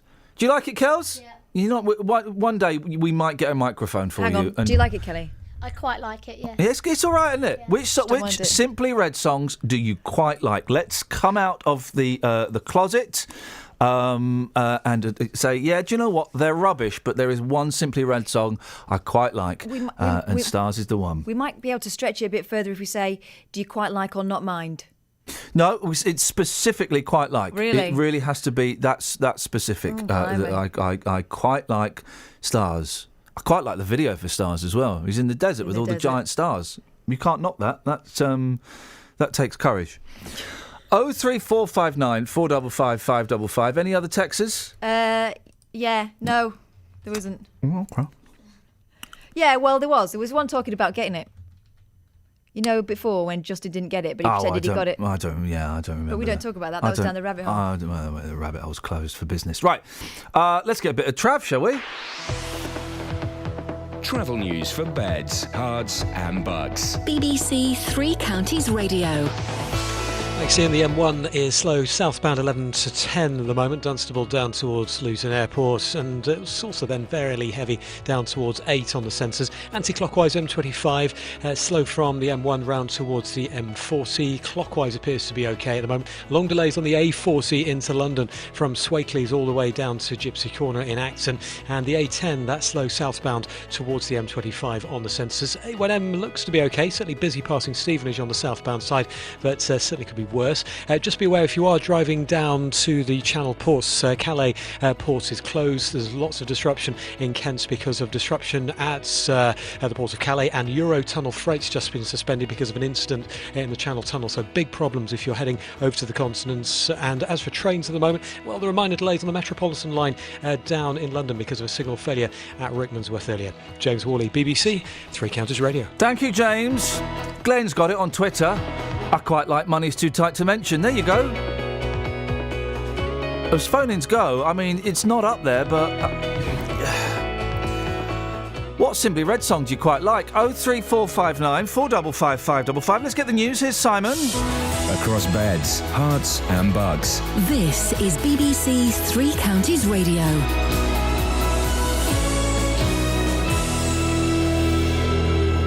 It's 7:30. The headlines: 4 British holidaymakers who were seriously injured in the terrorist attack at a beach resort in Tunisia have returned home on an RAF plane. They are believed to include John Metcalfe from Hazelmere in Buckinghamshire and Gina Van Dort from Watford, whose husband Chris Dyer is among those feared dead.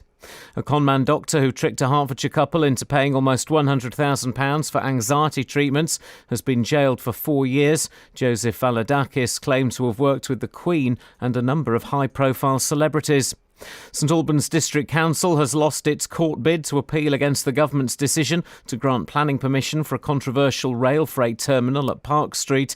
And police in Milton Keynes have spent the night negotiating with the man on the roof of a house in Downs Barn. The 47-year-old was arrested for public order offences just before 6 o'clock this morning. Three Counties Sport. BBC Three Counties Radio. Andy Murray will begin his campaign for a second Wimbledon title today. He plays Mikhail Kukushkin of Kazakhstan in the third match on centre court at around 5 o'clock this afternoon. Also today, Hertfordshire-based Aljaz Bedin from Slovenia faces Radak Stepanek. It's Bedin's third Wimbledon, but his first since gaining British citizenship, having lived in Welwyn Garden City since 2008. In football, new Watford head coach Quique Sanchez-Flores will give his first press conference this afternoon. He's taken over from Slavisa Jukanovic, who guided the Hornets to the Premier League. Luton manager John Still says the signing of Josh McCoy isn't the end of his summer recruitment. McCoy arrives at Kenilworth Road, having been at Bournemouth last season. What we try to sell him is the similarity between the clubs, if you like. We think we're on our way forward. We was able to convince him of that, and fortunately it worked out for us today. Elsewhere, Manchester United have made a £28 million bid for Real Madrid and Spain defender Sergio Ramos. In golf, final qualifying takes place today for next month's Open Championship at St Andrews. Qualifying today is at Woburn with 3 places up for grabs. Colin Montgomery features, as does St Albans player Will Roebuck. Yeah, I can't wait for it, to be honest. I've got an early start, 36 holes, and the forecast looks perfect, and I know a lot of guys from the club are coming up to support, so yeah, I can't wait to get going now. BBC Three Counties News and Sports. The next full bulletin is at 8. This is Iain Lee on BBC Three Counties Radio. Daily. Hey, good morning, Geezer. What's it like out there, boss? It's beautiful. I've got my loafers back on today with no socks. Mate, that really is some inappropriate. tight trousers, pink shirt, which I know that you like, and the vibe is very strong on the street since 5 o'clock this morning. Well, this morning we've asked we've asked you to ask the public what part of them hurts. If you miss it now, you'll hear it again on Sunday evening on the Edward Adu show. And that's fine. Hey, listen, that's fine. If if Matt Lockwood, who produces that show, wants to nick our stuff, mate, then he's more than welcome to. Well, he kind of has got his foot in your camp slightly, hasn't he? Because he does work for you occasionally. So I think he's probably, entitled to that every now and again. He's entitled to he's entitled to take wages. He's not entitled to put his hand in my back pocket and rifle through my wallet. What's hurting of you today, Justin? My hamstring is playing up slightly. Geez, what did you do, mate? Come on. Well, I've been working out a lot recently. I think you can probably tell. I really can, mate. Yeah, by the attitude. Well, the attitude, and just simply by looking at me. So I've been working out. It's purely by the attitude. It's the arrogance. The arrogance, really? The arrogance of the man. Okay. My hamstring's hurting. Did a bit of running at the weekend, and I pulled it ever so slightly. So I'm just being very careful when I reach down and go for the remote control these days. I'm just being very careful not to pull it fully. If you want, I can. I've got some whale sperm that I can rub on it. I've heard about that story this morning. No, thank you. Okay. Well, you've taken this to the streets, Justin. How are the people of Dunstable feeling? Yes. What hurts this morning? I've taken that one to the streets. By the way, off the back of this, I've got something to plug, and our listeners might just enjoy it. But let's hope they do. Here's what the streets had to say this morning, boss. I'll have to say my fingertips. Why? Because I played the bass all day yesterday. Yeah. What's your favourite tune to play on the bass? Probably Suck My Kiss by the Red Hot Chili Peppers. Suck My Kiss? Yeah. Why can't you play a decent tune? Well, that is a decent tune. Okay. Which part of you hurts this morning? Which part have I? Which part of you hurts? No, I can't get you. Mandy, which part of you hurts this morning, darling? Down here, by my stomach. No, I've had the operation. But that was years and years ago. An operation on? On burst appendix. Oh. Yeah. It's still hurting now? Yeah, it's still hurting now. How many years on? About 20, 30 years. Are we talking 20 or 30? Can you be a bit more specific? I'll say more than 10 years, that's what I say. More than 10 years, We've gone from 20 to 30 now to 10. No, but I got... How many years ago did you have the operation? I can't remember. It's such a long time ago, I won't remember. It's too far away. Okay, so it was either 10, 20 or 30, but you're still hurting now. I'm still hurting down here now. It's aching a bit down there now, yeah. My feet, but my feet always hurt in heels. Okay. They are quite high, aren't they? No, these are the short ones, darling. These are only the 2-inch heels. Normally they're a 7-inch heel. 7-inch heel? Oh yes, when I go out Saturday nights. My neck. What have you been up to, Steve? I've got neck damage anyway, so it's The longer I stay up, the more it hurts. You've been up all night, haven't you? No doubt, you know that. I can tell by your hair you've been up all night. Thank you. You dirty old stop out, you. Take care, Steve. What gosh? What a robust. But there have been when we drive in to Dunster Bubble, and I drive in about 5 o'clock. Oh, hang on, is the boss listening? I drive in about 4:30, and there are a number of dirty stop-outs. I don't mean the homeless. I mean like young people of all ages and all backgrounds, just wandering home, sat at the bus stop, doing all kinds of stuff. Yeah, I have to say, in Dunstable, we've been here for, 2 weeks now, so you're right, especially coming in on a Saturday quite early as well. Number of people still coming back from a night out at about 9 o'clock in the morning. Dirty stop-outs. You've got to respect that, haven't you? You've got to respect it to a certain degree, yeah. What's it? You said you had something that the listener might enjoy. I'm guessing it wasn't that. What is it? Oh, it's harsh. Yeah, very harsh. That was unfair. That was unfair. One of your regular callers, he used to be a regular caller, Dave Luton, who used to phone in and talk about cats sleeping on snakes. That was one of his classic sayings. What are you beefing on about? Yeah, him. Yesterday, I went to buy a packet of cigarettes Tough, mate. in Dunstable and Asda, and there he was. I like the mushy peas. He was just hanging outside Asda. What? So I managed to get a photograph of Dave for those people, and believe it or not, the question which people ask me more than any other on the streets is, Dave Luton, is he a character? Surely he can't be real. He's definitely real. We've got lots of pictures of me with Dave. You can see those pictures on my Twitter page. Tweet them again and I'll retweet them. How did you know it was him? Well, because every now and again when I'm out and about in the radio car or the new satellite truck, which of course is vastly delayed, Dave will often hear us out and about and he'll just turn up and talk to us on the radio car. So I know what he looks like. There he was outside Asda's yesterday looking a right state. So we managed to get some photographs and he is real, and you'll see those on my Twitter page at Justin Dealey. Suck my kiss. Now, do you fancy a shag? Explain what you mean by that. I think you know exactly what I mean by that. What time? Well, it's on page 26 of the Mail. You can get a black shag. Yeah. Or a blonde shag. Okay. It's a L'Oreal hair advert. Right. From Rod Stewart to David Cassidy.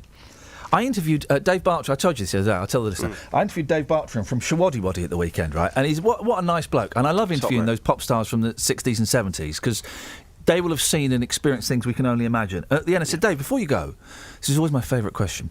You were kind of involved in the glam era. You worked with some of the big stars, and he'd already talked about working with Mark Bolan and stuff. And I said, there must have been, it was a lot of fun, but there must have been one or two people who were completely full of themselves.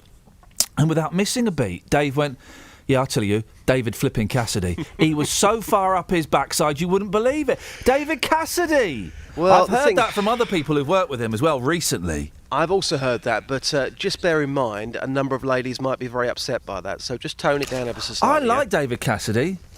Could it be forever? Great or is my mind just rambling on? I don't think so, because you let me know, you let me feel like... He's tiny as well. Yeah. David Cassidy. Kels, can you Google or Catherine, can you find out how tall David Cassidy is, please, for my pop stars of the 70s height records?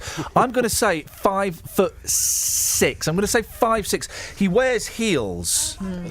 Let's just find out how tall David Cassidy is before we get onto this black shag. He's 1.73 metres. In English? In European? Come on, guys, old money. Old money. Interesting facts. No, I've not got his height in the interesting facts. Or just convert. Hang on.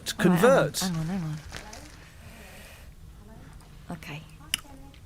Hang on. From Rod Stewart to David Cassidy and Jane Fonda, the shag was the 1970s celebrity hairstyle of choice. I had one of those. However, beauty firm L'Oreal's efforts to revive the hairdo has seen its adverts condemned for a puerile use of language. Oh, come on, guys. We're more mature than that. L'Oreal's posters starring model Alice. I'm going to say it, Alice Delal, urge women to request a blonde or black shag at their hairdressers. However, flipping it, Justin. What's going on? This makes me absolutely puke. This makes me so angry. I'll tell you what this is. I think it's just gone politically correct. Advertising bosses have dismissed the word as puerile and silly.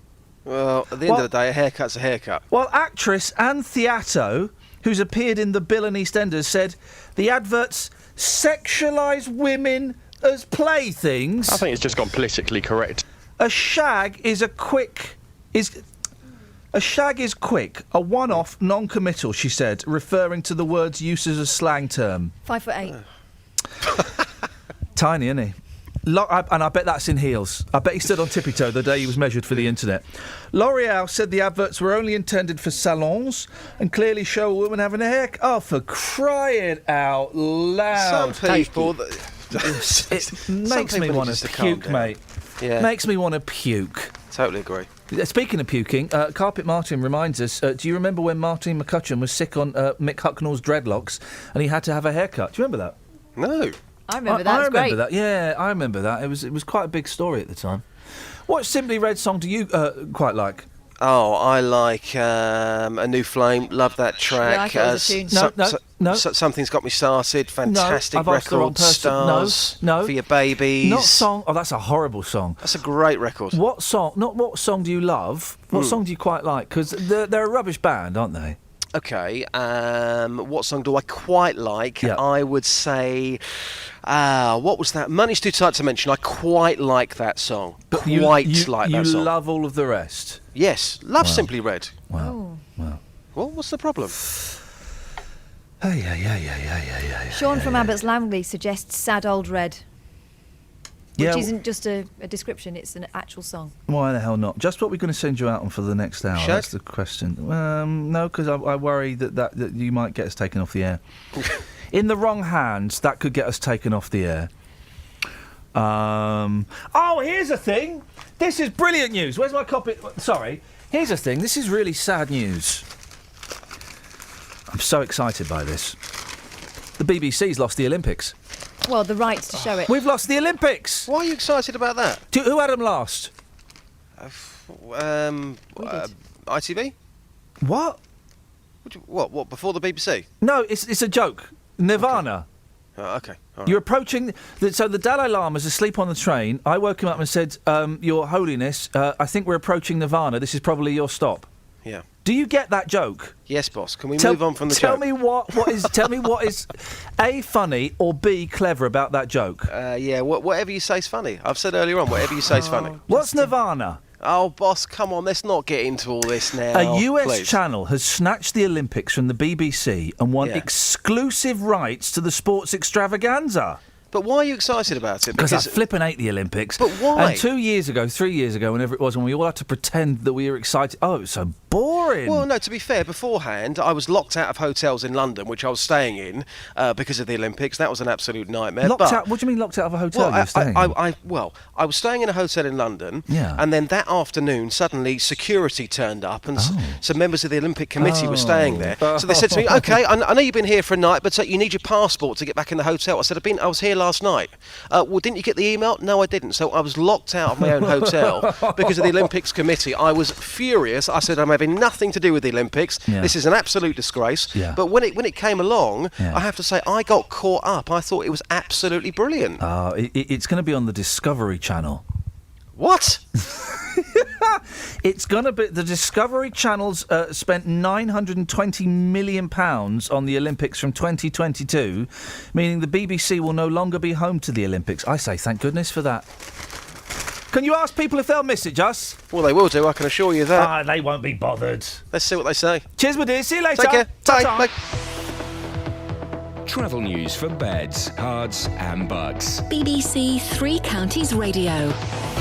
It's slow on the southbound M1 in patches from 12 Flitwick down towards 9 Redbourne. We can see on the sensors and the cameras. A1M southbound slow moving past Stevenage, usual delays at the moment. And the M25 anti-clockwise from the M1 around towards the M40. Again, slow in patches this morning. Really slow on the A40 into London from before Swakeleys all the way down towards Gypsy Corner. Delays on the A41 as Kings Langley towards the motorway. A414 of the London Coney roundabout, usual congestion there. And delays in into London on the A1 through Boreham Wood towards Stirling Corner. M40, by the way, seems to be okay at the moment, but southbound on the A404 approaching the Bisham roundabout south of Marlow, that's slow moving. And the trains, well, Metropolitan line, minor delays currently into London because of a signal failure earlier on at Rickmansworth. James Worley, BBC Three Counties Radio. Thank you, James. 7:46, Tuesday the 30th of June. I'm Iain Lee. These are your headlines on BBC Three Counties Radio. 4 British holidaymakers who were seriously injured in the terrorist attack at a beach resort in Tunisia have returned home on an RAF plane. A con-man doctor who tricked a Hertfordshire couple into paying almost £100,000 for treatments has been jailed for 4 years. And St Albans District Council has lost its court bid to appeal against the government's decision to back a controversial rail freight terminal at Park Street. Let's get the weather. Here's Kate. Beds, Herts and Bucks weather. BBC Three Counties Radio. Good morning. It's a beautiful day across all 3 counties. Blue sky and sunshine, barely any cloud, but UV levels high, pollen count is high, and temperatures likely to reach 27 Celsius, so feeling very warm this afternoon. Sunsets at 21, 24, and overnight a really uncomfortable one, I'm afraid. Some humid air moving in, 16 Celsius the minimum in the countryside. However, towns and cities likely to stay around 18 or 19, so not great conditions for sleeping. Sunrises tomorrow morning at 04:46, and it's another humid day. Looks like it should stay dry. Temperatures, however, getting up to around 31, possibly 32 Celsius. So with that heat, it's possible we may get maybe 1 or 2 thunderstorms. Many places going with that, but it's potentially a risk as we head later through Wednesday. And that's your forecast. Every weekday morning. Coming up at 9 on the Big Phone In this morning, is it a good idea to make jobless teenagers work for their benefits? How would you like this country to stand up to President Putin? Are you surprised to see British people being blatantly racist? The JVS Show. I think we've got to get over this issue about racism doesn't exist. It has existed. It will probably carry on existing. What I wanted to say is they've got this completely the wrong way around. You know, that is also true. That is also true. You will always get some, but they are such a minority. I think the man's just a buffoon. Get him up, get him out of bed, give him a sense of purpose. The JVS Show. Do you think we have got to, as a country, start taking this issue more seriously? Every weekday morning on BBC Three Counties Radio. Local and vocal across Beds, Herts and Bucks. This is Iain Lee. BBC Three Counties Radio.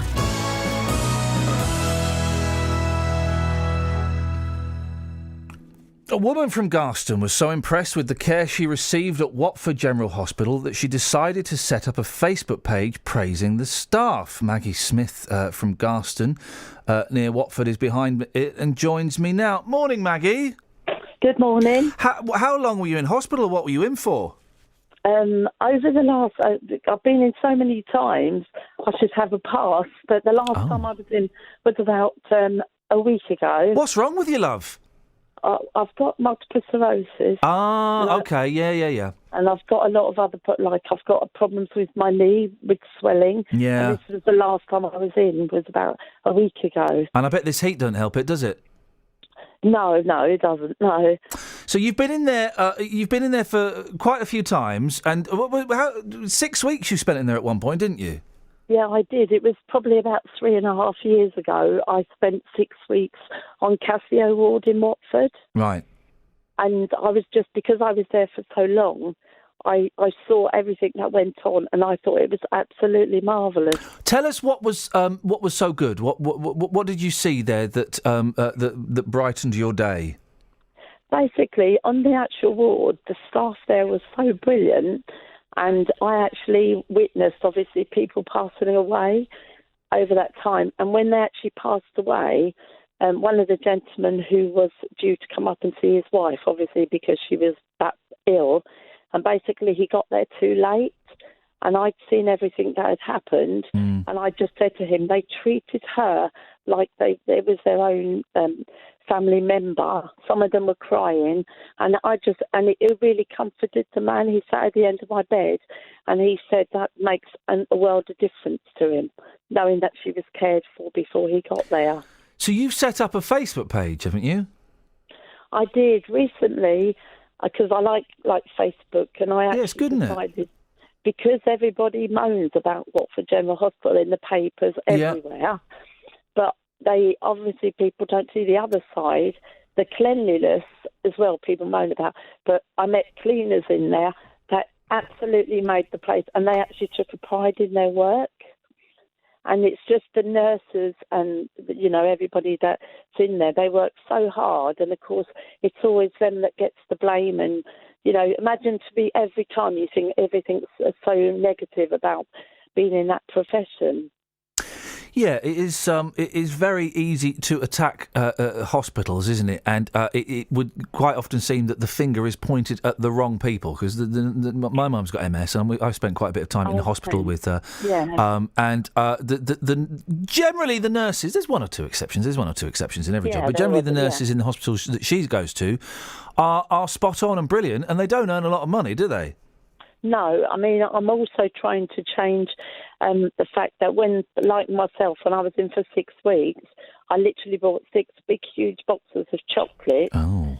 And basically, I think, and I'd like it changed, I'm going to be asking Dorothy Thornhill to change it, is I think, if you have a good restaurant in a hotel, you leave a tip. Yeah. And some of the nurses have a third of their wages taken away through parking. And basically what I wanted to do was try and change all that by, instead of people buying chocolates, they actually sort of leave a tip as such for what they can do is that particular ward can share it and use it towards their parking fees.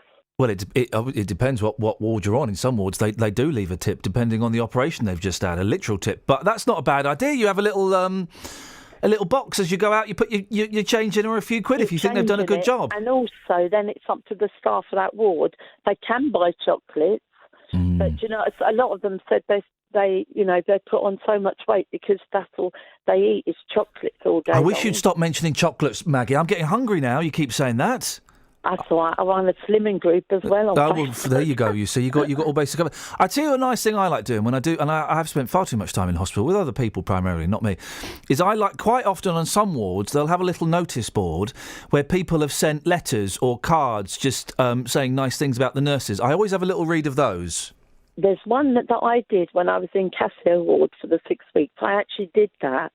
But the trouble is, it's very rare that somebody will do that, because they'd send a letter in if everything went wrong, but they won't send a letter in if it went right. Yeah, you're right, and that's kind of human nature, isn't it? Is to do that. We like to complain, but we very rarely do. I mean, like on a smaller scale here, with the number of texts we get saying, "Oh, this is rubbish," but very few people get in touch and go, "Oh, we quite like what you're doing," and it's the same. It's the same anywhere, isn't it? Really. I've had an awful lot of feedback, obviously, I never expected what's happened to it as well. But, I just think that there's a lot of nurses are saying thank you, and it should be the other way round. Yeah. If Maggie, if people want to go to your Facebook page, what do they type in to find it? Basically, it's quite easy. It's just Praise Watford General Nurses. Yeah. And it should, and just to let me say, it shouldn't be just the nurses. It should be the cleaners need a medal, and also a lot of other staff with the food and that. They all need thanks. But I just particularly mentioned the nurses because that was something I wanted to do. Well, Maggie, aren't you a nice lady? And I hope your MS kind of stays a bit stable during this hot weather. Can I just say one thing? Yeah, of course you can. Because it might help other people as well.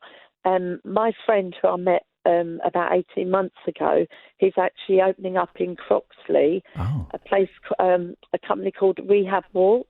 Oh, right. And it's to help people with neurological problems.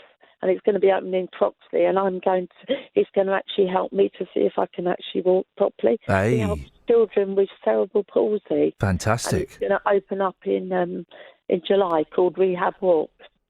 Well, I'll keep my fingers crossed for you, Maggie, and hopefully we'll see you. I had to put a plug in because he's so nice. Well, good for you. Hopefully we'll see you running up and down and playing on the swings just outside the studios at some point. You never know. I'll ring you again when I get that far. Thank you very much. Take care, Maggie. Nice to speak to you.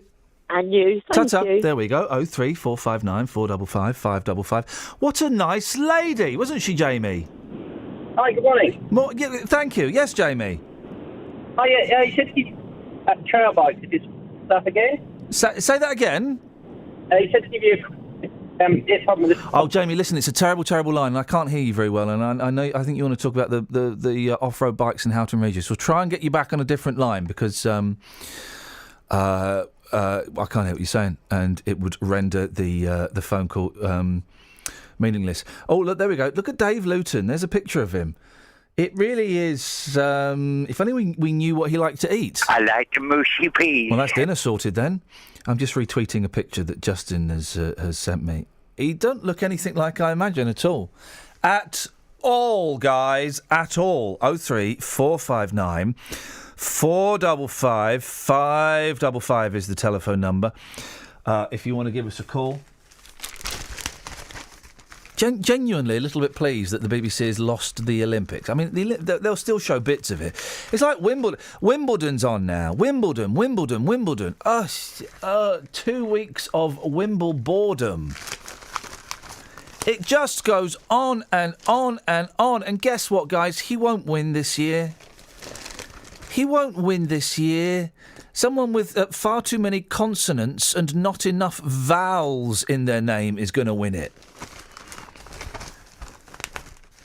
And now it's time for a look at the unsung heroes of Wimbledon, the ball boys and... No, they get sung all the flipping time, the ball boys and ball girls. They're always being sung. They're sung too much. I don't think they work hard enough, those ball boys and ball girls. I want to see them fainting in the heat. All they do is they go and... what do the ball boys do? The ball hits the net, they go and pick it up, and they roll it back to a tennis player. That's it, isn't it, Maria? Hello? Hey, Maria. Hello, yes. That good girl, she's wonderful, and that's what I do. Sorry, who are you talking about, Maria? All the medical people that have helped me. If I go to hospital... Oh, the nurses. I thought you meant like the fairies and stuff. No, I take them a big box of biscuits usually so they can have cups of tea with it. Yeah. Like the people have just finished my mouth. They've done a wonderful job because a tooth was missing. What did they do to your mouth? Being a singer, yeah. I treated them this hot weather to a nice cheesecake and things like that because they work hard all the week. You reminded me. Christmas, Hello. I go right round to about 7 people. That's great. Christmas.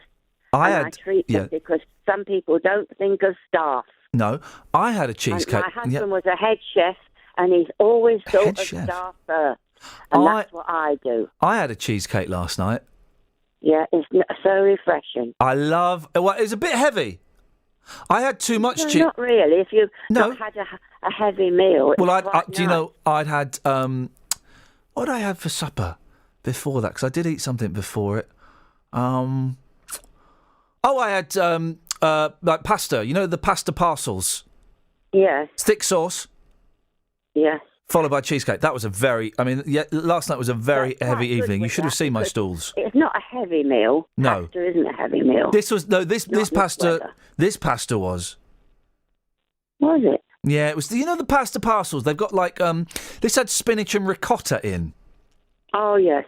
And then I had a very thick red sauce. I mean, it's all from the shop. It's all from the shop, isn't it? They didn't make it, but you know what I mean.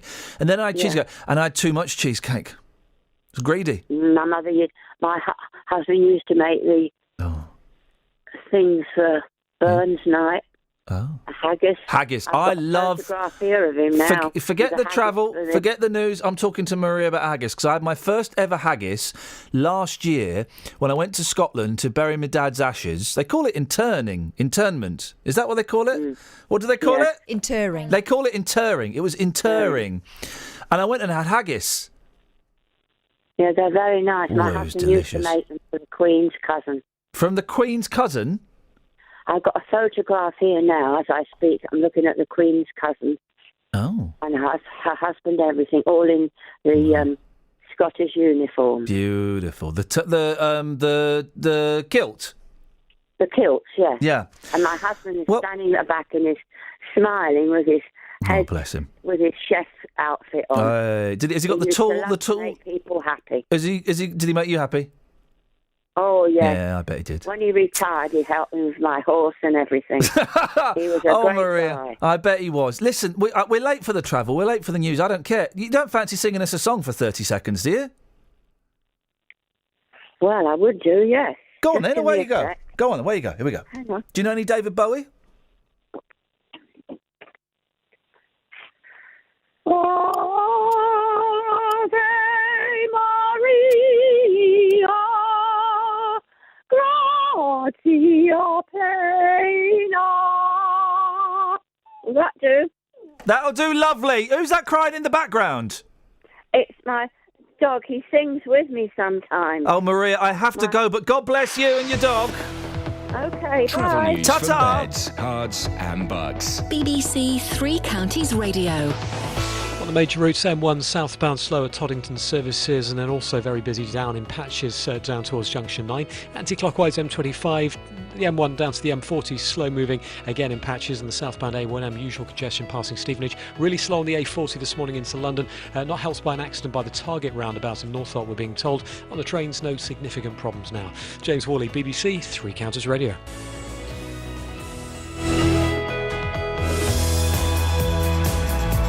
Thank you, James.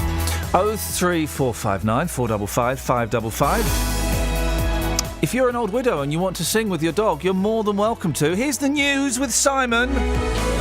Local and vocal across beds, hearts and bucks. This is BBC Three Counties Radio.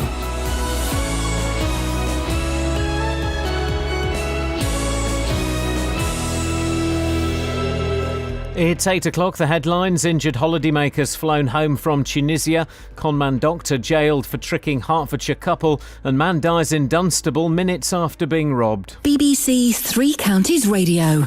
4 British holidaymakers who were seriously injured in the terrorist attack at a beach resort in Tunisia have returned home on an RAF plane. They are believed to include John Metcalfe from Hazelmere in Buckinghamshire and Gina Van Dort from Watford, whose husband Chris Dyer is among those feared dead. From Seuss, Mark Lowen. The process of repatriating the wounded and identifying those killed is continuing, as is the investigation into who might have helped Seyfeddin Rezgi carry out his attack. Yesterday, the Tunisian authorities said they'd arrested a significant number of people linked to the gunman, but didn't specify what role they may have played. The BBC spoke to the attacker's father outside his home, who said he still couldn't understand how his mild-mannered son had carried out such an act, and that there was no sign of a recent change in his nature. An RAF plane has now evacuated some injured British nationals, with more due to depart today. They leave in their wake a country still stunned and fearful that terror could strike again. A conman doctor who tricked a Hertfordshire couple into paying almost £100,000 for treatments has been jailed for 4 years. Joseph Valadakis claimed to have worked with the Queen and a number of high-profile celebrities and persuaded Philip and Emma Randerson from Hertford to pay £97,000. Anne Evans was the prosecutor at St Albans Crown Court. One of his claims was that he was working for the government undercover as MI5. So he just kept repeating government data when you put to him something that he didn't like.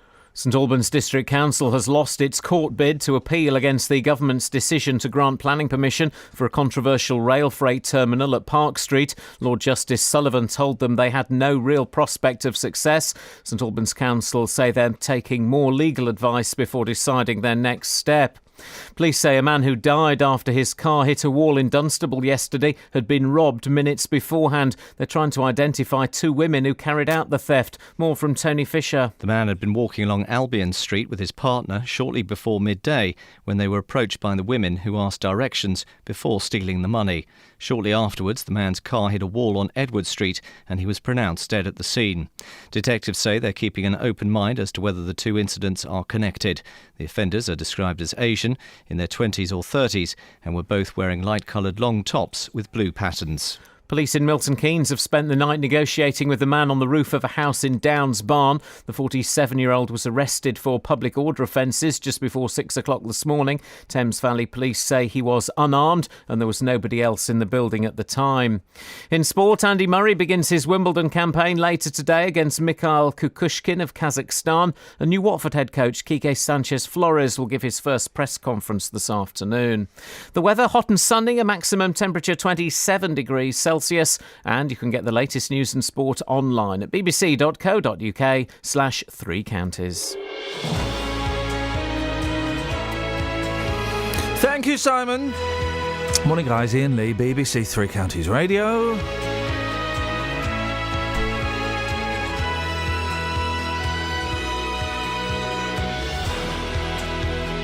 If you're an old woman that wants to sing to us, I mean, why the hell not? You know what we're like. Anything goes here, guys. Anything goes. 03459 455 555. You can text 81333. Start your text 3CR. Across beds, hearts and bucks. This is BBC Three Counties Radio. I think we've got Jamie back. Morning, Jamie. Morning. We can hear me okay now? We can hear your voice. Go on. I know you had a good point you wanted to make, so I wanted to make sure we could hear it. What have you got for us? Oh, no, you said give you a shout back about the trail bikes. Yeah, this is the bikes in Houghton Regis that we have been talking about for ages, and it's all been cleared up now, Jamie. Not quite. It's actually getting... So obviously, so sunny weather's out. They all want to come and play, and they're literally turning up with trucks at the end of the road, full of trail bikes, and dropping them off to go racing around the fields and the streets. I'm laughing because that's. I mean, there's taking the biscuit, and then there's taking the what's it. So they're pulling up with how many bikes are coming out of the back of these trucks? No, there was one last night. My son grabbed me and said, "Dad, you got to see this." And there was about 6 or 7 bikes on the back of this, and they're just unloading them. And then, okay, right, so plus the local ones that are all racing around as well. Yeah, hey, this is great. You've got like a motocross circuit going on in your back garden, virtually. I mean, when the trucks park, do they stay there while the racing's going, while the riding's going on?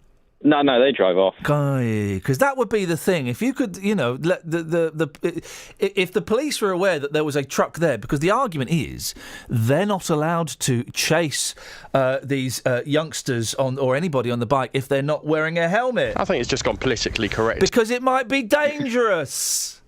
But if they could corner the truck, then they might be onto something. But well, that's outrageous. I mean, it is so. We're laughing because it's now just got preposterous, isn't it? Really. I mean, it is kind of taking the mickey. So they're obviously not too worried about the police sort of doing anything. If they're confident enough to sort of rock up, unload trucks. I mean, I was trying to have a barbecue last night. Like living next to Silverstone. He said, meow, meow. Has you, or do you know if anybody has? And I say this, and I know I'm expecting a reaction. Told the police about these trucks and given them the number plates? No, I didn't call the police last night because I didn't catch the number plate.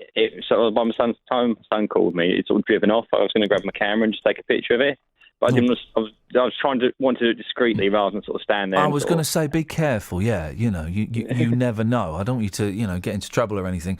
But one would imagine, one would hope, one is confident that if the police had the number plates of these trucks that are dropping off the bikes, then they could do something about it. Because it would appear that words got round that Houghton Regis is the place to go if you've got a dirt bike. Yeah, I think that's what's happened. I mean, it's always the same area and things. So, Jamie, listen, you've got our number. We are keeping our eye on this, and if it carries on getting worse and there are more trucks, do let us know. And if you do, be careful. I don't want you to, I don't want you to get a kick in or anything. But if you do get any footage or any pictures or anything, could you send them to us as well as letting the police know? Yeah, of course I will do. And we might be able to put it up on the Facebook page and have a little. Can I ask you one thing though, Jamie? Yeah, sure. If you're filming it, right, turn your phone on the side. Oh, yeah, I hate that. I hate that. Please, everybody. I was with a mate yesterday and he was filming something and I said, what are you doing, Glenn? Turn the phone on the side. No TV is portrait shape. Thank you, Jamie. I know you sound like a sensible chap, and I'm sorry to tell you how to suck eggs, but I'm glad you get the point. Jamie, listen, we'll speak soon. 03459 455. I hate it, Catherine. It does my head in. Turn the phone on the side. And we often, the BBC often show footage, of what's been going on, because people film it on their phones. They send it to the BBC. But then it's all filmed in portrait, which means it's long and thin. It's supposed to be fat and wide. And they have to put like a misty version of it on the outside to fill the screen. What shape is the cinema screen, guys? Yeah? What shape is your television? Right? Exactly! Turn it round! I refuse to watch any videos of my children if they're not shot the right way round. Well, we've all got standards. I delete them. This is Iain Lee. On BBC Three Counties Radio. OK.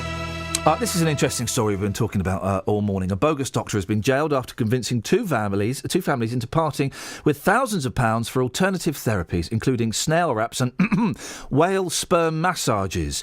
Joseph Valadakis, who worked as Joseph Hoffman, told one of his victims he had cancer, but that he shouldn't seek a second opinion as it might make things worse. Well, his patients trusted his word to the tune of around £160,000. It really is quite incredible. Joining us now is homeopath Simon Charles from Abbots Langley and Dr. Barbara Rowlands, a senior lecturer in journalism and author of The Witch Guide to Complementary Medicine. Simon, let's start with you. This homeopathy, these alternative medicines, there isn't any proof, is there, that they actually work? Yes, there's countless proof. It's all been suppressed by the British medical journals. All of the homeopathic medicines, the main ones used, of which there are hundreds and hundreds of them, have been proved.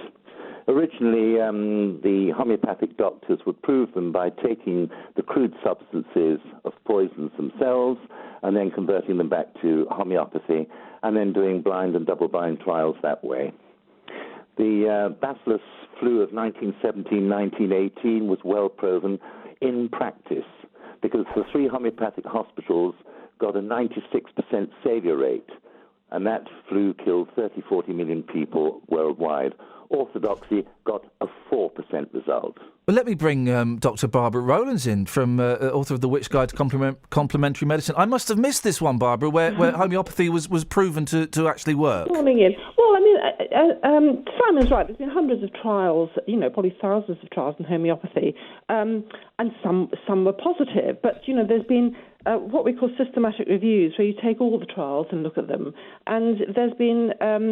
it's found out there's absolutely no evidence whatsoever that this homeopathy works. And in fact, there was a House of Commons Science and Technology committee in February 2010, I think, which found that there was absolutely no evidence and said that homeopathy was scientifically implausible and that homeopathy was a placebo treatment and the government shouldn't prescribe placebos. And the government does fund homeopathy to about £4 million a year, which it really is money that could be spent on other things, cancer treatment or, just funding our hospitals. So, no, there is no overall evidence that homeopathy is anything more than placebo. Simon, is Barbara the enemy? Is she suppressing the truth? Well, what I would say, Ian, is this, that most of these programs, maybe yours included, I'm not sure, are set up by the drug companies, and they pay a lot of money to get professors and doctors and scientists to come on who are very much biased in the favour of orthodox drugs. And very often they're paid quite highly for it. I'm being paid nothing for the program. Yeah, you can, Bob. You interrupt before I do. Go on. I'm paid by City University London. I'm certainly not paid by a drug company. What I'm saying now, I've really got by research, by looking at all the scientific evidence that scientists, produce, and who are those scientists? Committee, Who are the scientists employed by? They're employed by the drug companies usually. The drug companies are desperate. They want 100% of the so-called business for themselves. They don't want little people like me. I'm not even a businessman. I'm a practitioner. It's different. I'm about trying to heal the public. And the fact is, I get about a 70% result in everything I do in a broad range of conditions I treat. And I like to sleep with a good conscience at night. And I want my soul to go to a nice place at the end of the day. And are you suggesting that Barbara's won't? I didn't say that particularly. I don't know Barbara. She doesn't know me. Can I just have to say something? That this show is not in any way sponsored by the drug companies. Oh, I'm very glad to hear that, because you see, you tried to sort of catch me a little bit of a trap, a bit of a sting last time a couple of years ago when we spoke, Iain. Yeah. And it didn't really work very well. Well, it wasn't a catch. It was just called questions. Can I just interrupt there? Sorry to interrupt you, but Simon's right in as much as homeopathy does work. But if you look at what, for a lot of people, obviously not for everybody, if you look at what homeopathy contains, it contains nothing. You know, it's so dilute. There's not one molecule of the original, what they call mother tincture, left. You're drinking water. Or a sugar pill. Now, what is very, very, very powerful is the placebo response, and that does have, it's been shown to have physical, physical changes take part in the body. It affects your blood pressure, it affects your heart rate, it affects, painkillers in your, brain chemicals. So there is an element, and if you go along to a homeopath like Simon, you have his full attention on you. And that's very, very powerful. But there is absolutely nothing in homeopathic remedy. So it's absolutely beyond the realms of science that it actually can work. But yet there is isn't there? You mentioned the government, Barbara, invests £4 million a year. There is a homeopathic hospital, isn't there, in London, or at least a department of a hospital? It's the Royal London Hospital for Integrated Medicine. It changed its name. Right. There are units in Bristol and Liverpool, and that is funded by NHS money. And Tunbridge Wells and Glasgow as well. Pardon? And Tunbridge Wells and Glasgow as well. No, I think you'll find that they have not, that they've closed. But I think the Royal London Hospital is part of University College London. This is money that really government money. Which could be spent on proper scientifically based treatments. That is taxpayers' money that is going on basically, placebo, water, sugar pills. Yeah, but you're talking about more research money, mainly gained through charities from the public and all the rest of it, where cancer research, for example, hasn't changed its tune in anything it does for the last 40 years or so. And, orthodoxy is not succeeding. They are not succeeding. We've got 46% of people in Britain today with some kind of cancer. But that's because we're living longer, isn't it? As you get older, the chances of you getting cancer are higher. No, it's not because we're living longer. Why is it then, Simon? I can explain that one in a minute if you like. Could you explain it now? No, just a sec. We've also got 46% of people on chronic medication every day. OK, could you explain now? I thought that the 46% of people in cancer was because we are living longer. No, because young people are getting it, children are getting it. This never used What's to the percentage? In those days. Well, yes, it did. Excuse me, antibiotics, steroids. Young people, unfortunately, Simon. Young people. Hello. Unfortunately, Simon. Well, Iain, why didn't you listen? No, because you're talking nonsense. And when you say something that's not true, Simon, when you chloride. Yes, why don't you listen? When you say something that's not true, it's my job to pick you up on it. Sadly, young people have always got cancer. Pardon? What are you saying?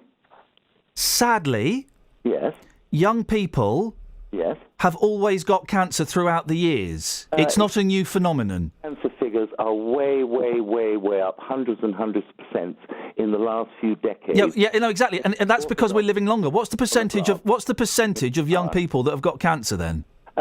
Iain, if you drop out all the war statistics, which is what they've done, it's easier to tell us we're living longer. No, we're not living any longer than before. Maybe a few months.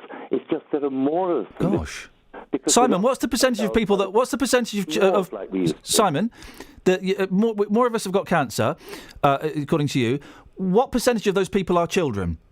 I have no idea. You don't know. So your argument just then, sir, with the greatest respect, is completely invalid. Well, what about the person... No. That was your argument, and it bears no scrutiny. Barbara, are there any of these alternative remedies that work, Barbara? Well, not really, no. I mean, I think I'm quite a fan of the softer therapies like massage, aromatherapy, reflexology. I mean, they're all very nice and they support you if you're going through treatment, just help you relax. So I don't think there's anything magic about them. There has been, I think the jury's a little bit out on acupuncture, which might be very, good for certain kinds of pain. But for the rest, particularly the ones that work on these strange kind of philosophies, where you have meridian lines coursing through the body and chakras, which are holes, where power goes in and out and all that. There's absolutely no evidence whatsoever that they work above and beyond placebo, and they do work by placebo, I think. Here's a question, Barbara, and I'm sure Simon will raise this, and I've heard this before when we've discussed homeopathy, and it's Lorraine's just posted it on Twitter. Yeah. If it's a placebo effect, how does it work on dogs? Well, I mean, I think a lot of this is the owner. If you believe in homeopathy, you wouldn't be taking your dog along to homeopath unless you believed it. So there's that element. You want a positive outcome, and animals themselves aren't stupid. I mean, if you go to, they know they're having attention on them, and they know when things bad are happening. If you pack a suitcase for holiday, your dog knows you're going away and probably will either sit in it or look miserable. So they kind of know when they're having the full focus of attention on them. But there have been studies, and there was one particular study on mastitis, which is an infection of cow's udders, and it was a big, big study, which the homeopath was very positive. But when you actually looked into it, there was no difference between the cows that were treated with homeopathy and the cows that were treated with the kind of normal veterinary medicine. And so, the placebo response sort of can work, but it's very short-lived usually. And you get the placebo response yourself when you go to the doctor and you have a nice chat with the doctor. Simon does make a good point, doesn't he, Barbara? I managed to spot one. The drug companies they're not fueled by the desire to make the world a better place. They are fueled by... It's a big business, isn't it? And they need people to be ill to make their money. Yes, I completely agree with you, but you also have to bear in mind that complementary medicine is a big business. I mean, drug companies have behaved rather badly in the past couple of decades, and there's lots of adverse effects of drugs that actually do kill, and kill in large numbers. But 50% of the drugs that are made by drug companies do actually work. You've got anaesthetics, you've got blood-thinning tablets, many antibiotics work. Obviously, there needs to be lots of research because some of them aren't working now. You've got cardiac and heart and thyroid drugs. So, and chemotherapy. But the problem with drugs is that they're treating killer diseases, like cancer, like diabetes. You'd be dead if you didn't have diabetic drugs. And, with those, you do get side effects. And that's true, Simon. My mum had cancer last year. She went and had chemo. Guess what? She's not got cancer anymore. So the drugs do work. Well, I'm very pleased about that. Thank you. It does work about 20% of the time. But for how long? That's the point. The way to sell a sales product is, like a drug product, is to create the need for it. So the drugs are not actually designed to cure people at all. They're designed to maintain people. Two kinds of maintenance. One is to maintain a guarantee that the disease stays alive in the body underneath the drug, while maintenance suppresses through toxicity the symptoms. So my mum's got invisible cancer that will come back? Well, the fact is, you see, they do a 5-year statistic. Oh, gosh. Statistic. After 12 years... Don't tell her. The people left who were treated 12 years before. Can I just come in there? I mean, of course you can, Barbara. That might be true. You might have... Your mum might be on a cancer drug. The cancer might come back. Yeah. It might not. But... even if it does, your mother's got more years of life. The thing with homeopathy, and what's dangerous about homeopathy, is that essentially you'd say, well, it's complete, there's nothing in it, therefore it's harmless. But you do get homeopaths, I'm not in any way saying Simon is like this, who will prescribe homeopathy for serious diseases. And homeopaths are well known to be against immunisation. You've had homeopath studies which showed that homeopaths have suggested travellers take homeopathy instead of malaria pills. And some can I just chip in there? Yeah. Malaria is the orthodoxy's biggest failure of all time in treatment. Biggest failure of all time. How successful is homeopathy with malaria? 3 female mosquitoes that do the biting take more lives than all the wars put together. Orthodoxy is absolutely nowhere on How this. successful is homeopathy with malaria? Well, we're not supposed to treat it because one homeopath about 20 years ago gave somebody some malaria prophylactics and they happened to get malaria. So what? One escapes through the net. One. So, well, okay, but how successful has homeopathy been with malaria? So orthodoxy banned us from using treating malaria. I'll ask it again. How successful, before the ban, has homeopathy been with in treating malaria? I told you of one case precisely that didn't work. Well, so of the cases I've heard so far, it's 100% failure. Yes, of the cases I've heard so far, Simon, it's 100% failure. I'll ask you a fifth time. What's a failure? 100% failure. That person what died? Yeah. Up until that point, that was Samuel Hahnemann, who invented homeopathy. That was his biggest success of all time, with a 96% success rate. Right. This is what I'm asking, Simon. Cholera epidemic. Hello. This is what I'm asking. Up until that point, what was the success rate for homeopathy in terms of dealing with malaria? I've told you 96% as far as I know. Thank you very much indeed. And it's interesting as well, isn't it? Because the drug companies, they do make a lot of money. Of course they do. But so do all... tiny by comparison. Well, yeah, it's tiny by comparison, but it's still, you guys, you still get a fair whack. Can I just again butt in? It's not tiny, actually. I mean, there was a report by Mintel in 2009 which showed that, people in Britain spent £4 billion on complementary medicine a year. Now, so I don't think that's tiny at all, and it's set to increase according to Mintel. So I think, and across the West, people are buying into complementary medicine, left, right, and centre, which, is their individual right, and a lot of it's about control. I can control my health, but it's when complementary therapists, take the place of doctors. People just don't go to their doctor. They've got something. It could be, as I said, diabetes, or it could be cancer. They just don't go to the doctor, and that is when it's really, really dangerous. Simon? With a lot of these so-called complementary medicine products, a lot of those are just beauty products, quite honestly, for vanity, What? That's all they are. But can I get back to another subject about what is in homeopathy? Yeah, go on. If you start with the X or the D potency, which is 1 in 10 homeopathically... Don't give us too many numbers. Parts, that is 1 part to 9 parts water. Yep. So there is substance in it. So get this out of your heads once and for all time. It does have substance in. We then take the potency... Can I just say something? You very carefully and very cleverly sidestepped the point about...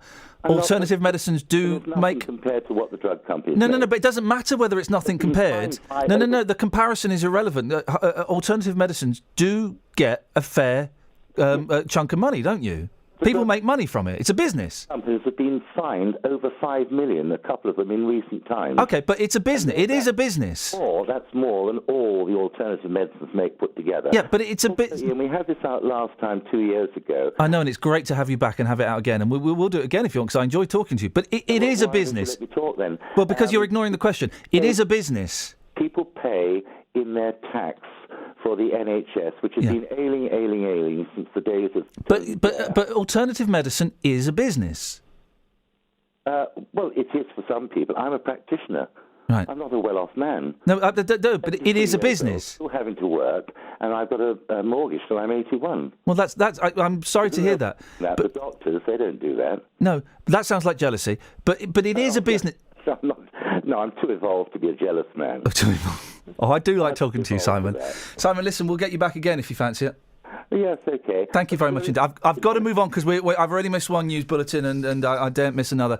The last voice you heard there was homeopath Simon Charles from Abbots Langley and Dr. Barbara Rowlands, a senior lecturer in journalism and also the author of The Witch Guide to Complementary Medicine and one of the politest ladies I've ever been involved in a debate with. Can I just butt in here and say, of course you can, Barbara. Thank you for that. Well, both excellent guests. We'll get you back on again at some point if you fancy it. 03459 455 555 is the telephone number. It's BBC Three Counties Radio. Let's get the travel. Travel news for beds, cards and bugs. BBC Three Counties Radio. It's in, well, really slow into Bedford this morning. The A6 is slow moving heading in from the north. That's because of the roadworks on Paula Radcliffe Way, the bypass works, of course. Also really slow heading in on the Bromham Road from the Bridge End side into Bedford. A6 is also slow through Clop Hill. Delays towards Milton Keynes are spotted on the sensors from Churchill on the A509 all the way down towards the M1 and then into MK. M1 itself southbound fairly busy in patches south of Milton Keynes towards Flitwick, and then it's very heavy towards Junction 10 Luton. Anti-clockwise M25 slow from 19 towards 16. That's down to the M40, of course. A40 very slow moving into London this morning, not helped by an accident by the Target roundabout in Northolt. A1M southbound, by the way, at Stevenage, usual congestion there, and a check on the trains reveals no problems currently. James Worley, BBC Three Counties Radio. Across beds, hearts and bugs. This is BBC Three Counties Radio.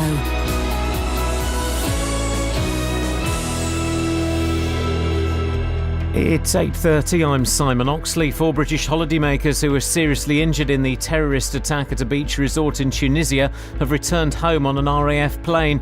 They are believed to include John Metcalfe from Hazelmere in Buckinghamshire and Gina Van Dort from Watford, whose husband Chris Dyer is among those feared dead. Police say a man who died after his car hit a wall in Dunstable yesterday had been robbed minutes beforehand. They're trying to identify 2 women who carried out the theft. St Albans District Council has lost its court bid to appeal against the government's decision to grant planning permission for a controversial rail freight terminal at Park Street. Lord Justice Sullivan told them they had no real prospect of success. And a 47-year-old man has been arrested in Milton Keynes for public order offences after a rooftop protest at a house in Downs Barn overnight. He was arrested just before 6 o'clock this morning. Three Counties Sports. BBC Three Counties Radio. Andy Murray will begin his campaign for a second Wimbledon title today. He plays Mikhail Kukushkin of Kazakhstan in the third match on centre court at around 5 o'clock this afternoon. Also today, Hertfordshire-based Aljaz Bedin from Slovenia faces Radek Stepanek. It's Bedin's third Wimbledon, but his first since gaining British citizenship, having lived in Welwyn Garden City since 2008. In football, new Watford head coach Quique Sanchez-Flores will give his first press conference this afternoon. Flores has taken over from Slavisa Jokanovic, who guided the Hornets to the Premier League. Luton manager John Still says the signing of Josh McCoyd isn't the end of his summer recruitment. McCoyd arrives at Kenilworth Road, having been at Bournemouth last season. He can play at various positions, can play in a 4-3-3, can play in a 4-4-2. He can score, he can supply, he's played at a good level, so his knowledge is going to be good. Without being old, he's got good experience. And in golf, final qualifying takes place today for next month's Open Championship at St Andrews. Qualifying is at Woburn, with 3 places up for grabs. Colin Montgomery features, as does St Albans player Will Roebuck, who's a member at Woburn. I probably know the place better than anyone else playing. My caddy is also a member at the club, so there's no excuses when it comes to not knowing the course. That's for sure. BBC Three Counties News and Sport. The next full bulletin is at 9. Local and vocal across beds, hearts and bucks. This is Iain Lee. BBC Three Counties Radio. The last time I had a discussion about homeopathy, I got attacked from both sides. I had the homeopaths having a go at me. Say attacked, I mean, it was only on Twitter and on email, actually. I had the homeopaths having a go at me for being too harsh on homeopathy and being under the payroll of the drug masters. And I had the anti-homeopaths. There are people who get really angry about homeopathy and think it's dangerous. I had the anti-homeopaths sending me these really long email essays and about how bad it was and how I'd let them get away with it and I was promoting dangerous treatments and stuff. And one guy wanted to meet me for a drink to go through it. And I said, you know what, mate, I ain't going to do it.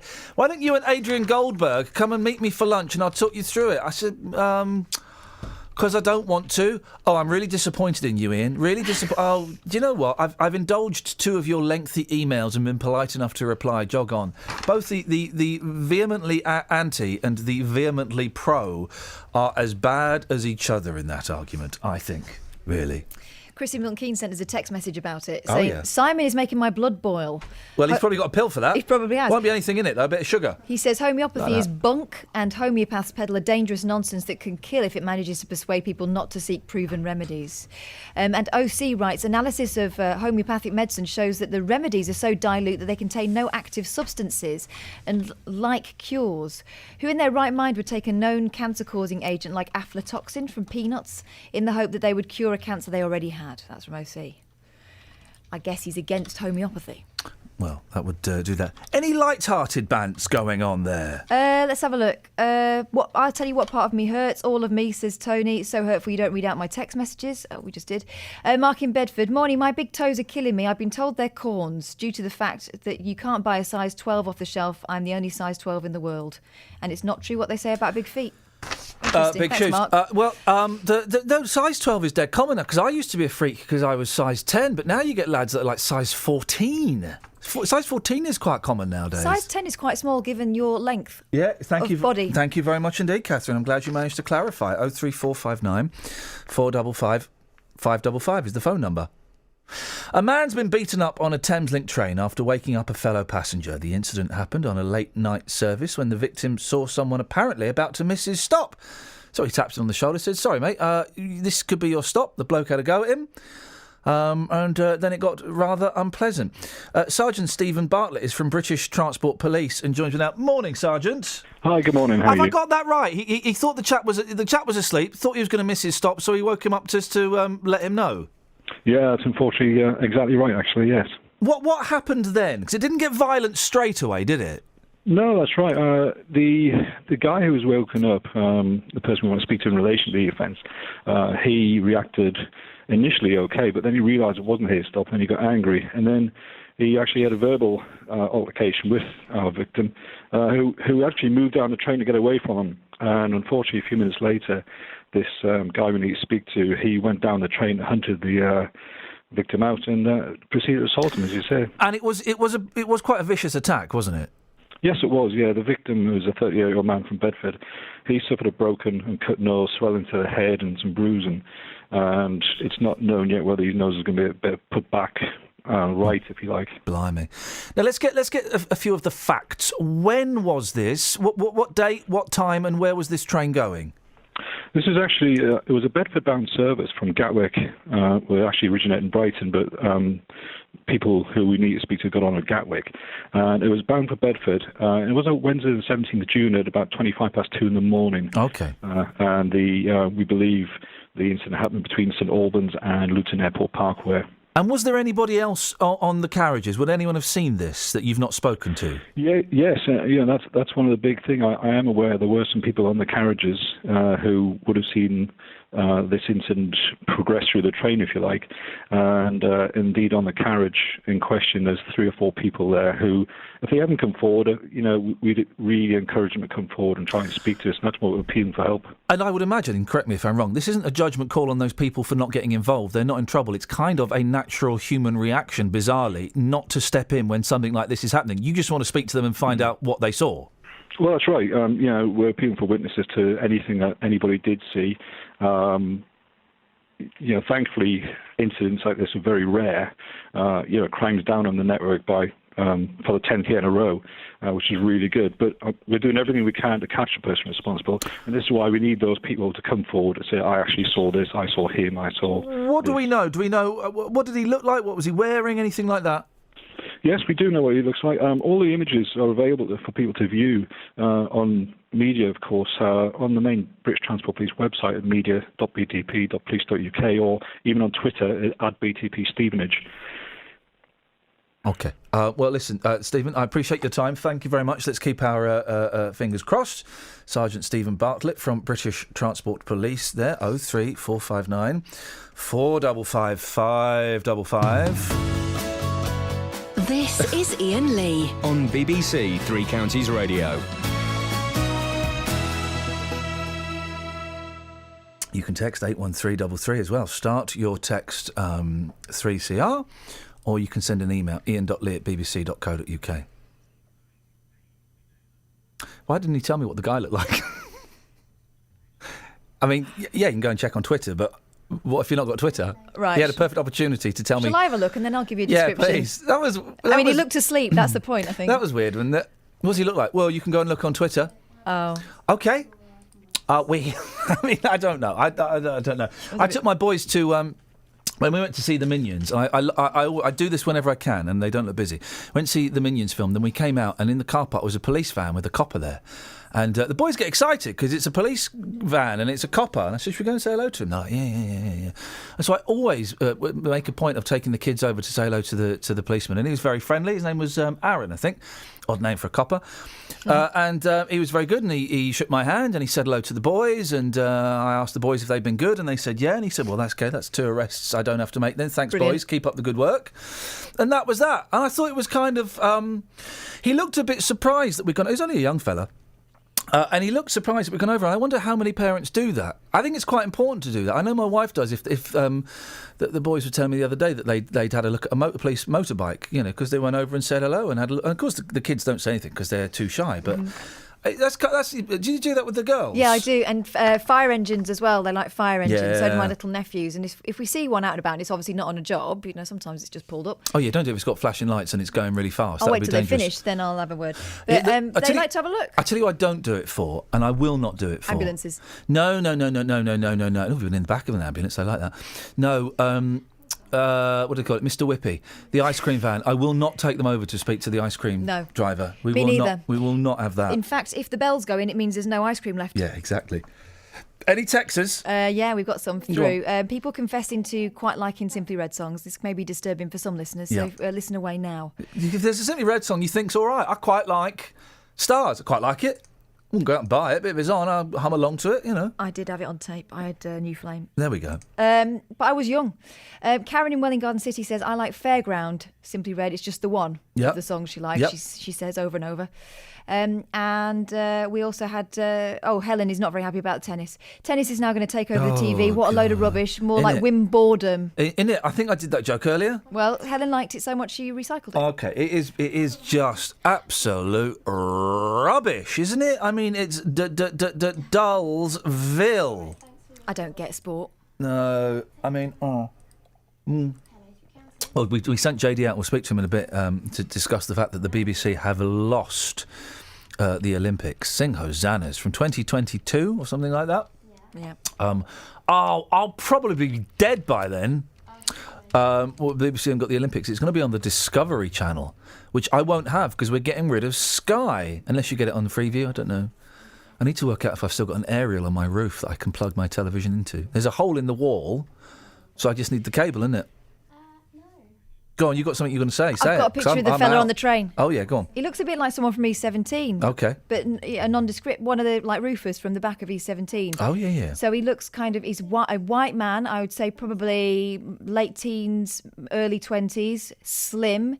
He was wearing a hooded top and a polo shirt done right up and a distinctive baseball cap in camouflage with the insignia fresh. Oh, the thing I don't like about the media is you never say if it's a white guy that's done a criminal. You'll always say if it's a black... sorry, what colour did you say it was? He's a white fella. Okay, sorry, I do apologise. I misheard there. Speaking of E17, they were in the papers yesterday because they played a gig. I think it was in Dublin, but I might be wrong.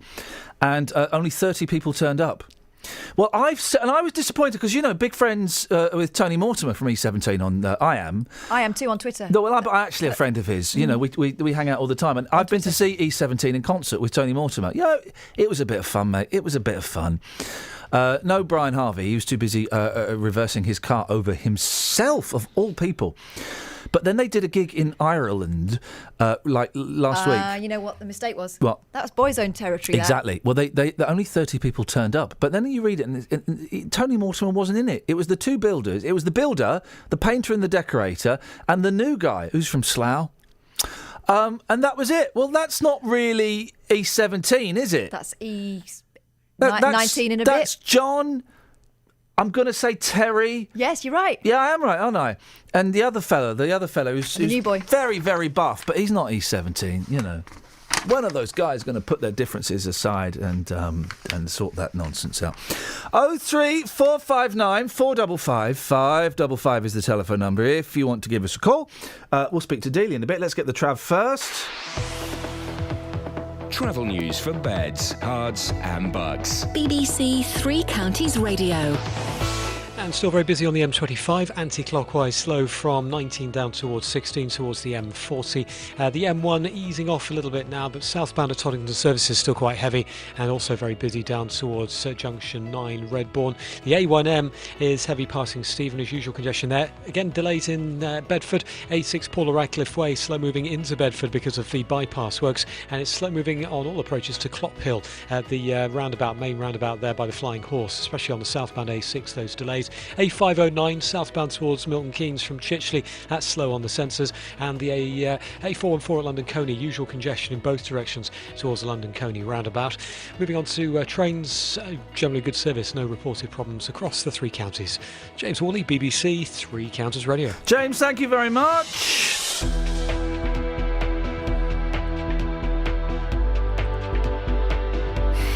8:45, it's Tuesday the 30th of June. I'm Iain Lee. These are your headlines on BBC Three Counties Radio. 4 British holidaymakers who were seriously injured in the terrorist attack at a beach resort in Tunisia have returned home on an RAF plane. Police say a man who died after his car hit a wall in Dunstable yesterday had been robbed minutes beforehand. And a con-man doctor who tricked a Hertfordshire couple into paying almost £100,000 for treatments has been jailed for 4 years. Let's get the weather. Here's Kate. Beds, Herts and Bucks weather. BBC Three Counties Radio. The temperature outside at the moment ranging between 17 and 19 Celsius already, so that sets the scene at just how warm it's going to get today. Blue sky and sunshine, wall-to-wall sunshine actually. UV levels very high and also the pollen count very high, but we're looking at a maximum temperature of 27 Celsius. Sunsets 21, 24. It's going to be a very uncomfortable, humid, muggy night. Minimum down to 16 in the countryside, more like 18, 19 in towns and cities. Sunrise is at 04:46 tomorrow morning, and it is going to be another very hot, humid day. Staying dry in the most part. Temperatures, though, rising to around 31 Celsius tomorrow afternoon, so very warm, very hot, but that in turn could spark off a potential thunderstorm. Many places going with that, but there is the potential there. We do run the risk. That's your forecast. Every weekday from 3. Local stories. People in Watford are being urged to celebrate their local heroes by creating a postcard in their honour. In other local news, rugby fans are being warned to watch out for fake World Cup tickets. Roberto Peroni. Now, a metal detectorist has discovered an archaeological find in a field near Royston in Hertfordshire. Taxi drivers in Luton are demanding to be allowed to drive in bus lanes at all times. There is to be a new station at the Leighton Buzzard Narrow Gauge Railway. Roberto Peroni. Weekdays from 3 on BBC Three Counties Radio. This is Iain Lee on BBC Three Counties Radio. 03459 455 555. Ladies and gentlemen, and this is David Luton. Good morning, David. Good morning, boss. There are pictures of you floating around the internet. Let's put those ones to one side and focus on the ones that are taken with you with Justin Dealey. Yeah. Yeah. And you look like harassment. What? After harassment. Did you harass Justin Dealey? No, he did me. He did you? Yes. And I was thinking, well, that guy looks like somebody, and I couldn't work out who. And somebody, and I've missed it, so apologies, I can't find who said this. You look like, and Google him now, guys. You look like Ginger Baker. Who's Ginger Baker? Clip that, please. Who the hell is Ginger Baker? Say that again. Who the hell is Ginger Baker? It's like having a performing monkey. Ginger Baker, one of the greatest and most aggressive and most obnoxious drummers of all time. Doesn't he, Kath? He does. He looks like Ginger Baker. And thank you. Hang on. Thank you, whoever tweeted that. I've lost the tweet, but you're absolutely spot on. Yeah, I played the drums in the 60s, yeah. Well, you didn't play it in the band Cream, did you? No. Oh, in that case, so you're definitely not Ginger Baker. Local groups. Oh, yeah, what were they called? Highlanders, Mighteen and the Kingsmen, Brian and the Brunels. Brian and the Brunels? Justin, you there? Who was the lead singer in Brian and the Brunels? Brian. Okay, fair play. Anything else? No. All I know, I was harassed. I was minding my own business, doing my shopping. Yep. When I was harassed, pulled in front of security to have a photograph taken, insulted, Yeah. And called a scruffy git this morning type of thing. Well, here's something. And Kelly, you missed this. You'll like this, Kelly. This is the first time we've exposed this on the radio. Yeah. Did you used to be a truck driver, Dave? Yeah. HCV1. No, okay. Yeah. What did you do if you needed a wee in your truck? Well, you didn't, did you? No. You get out and have a wee, would you? Well, you go on. I'm on the motorway all the time. You've got service stations, haven't you? You pull out and get out and go and have a wee, yeah?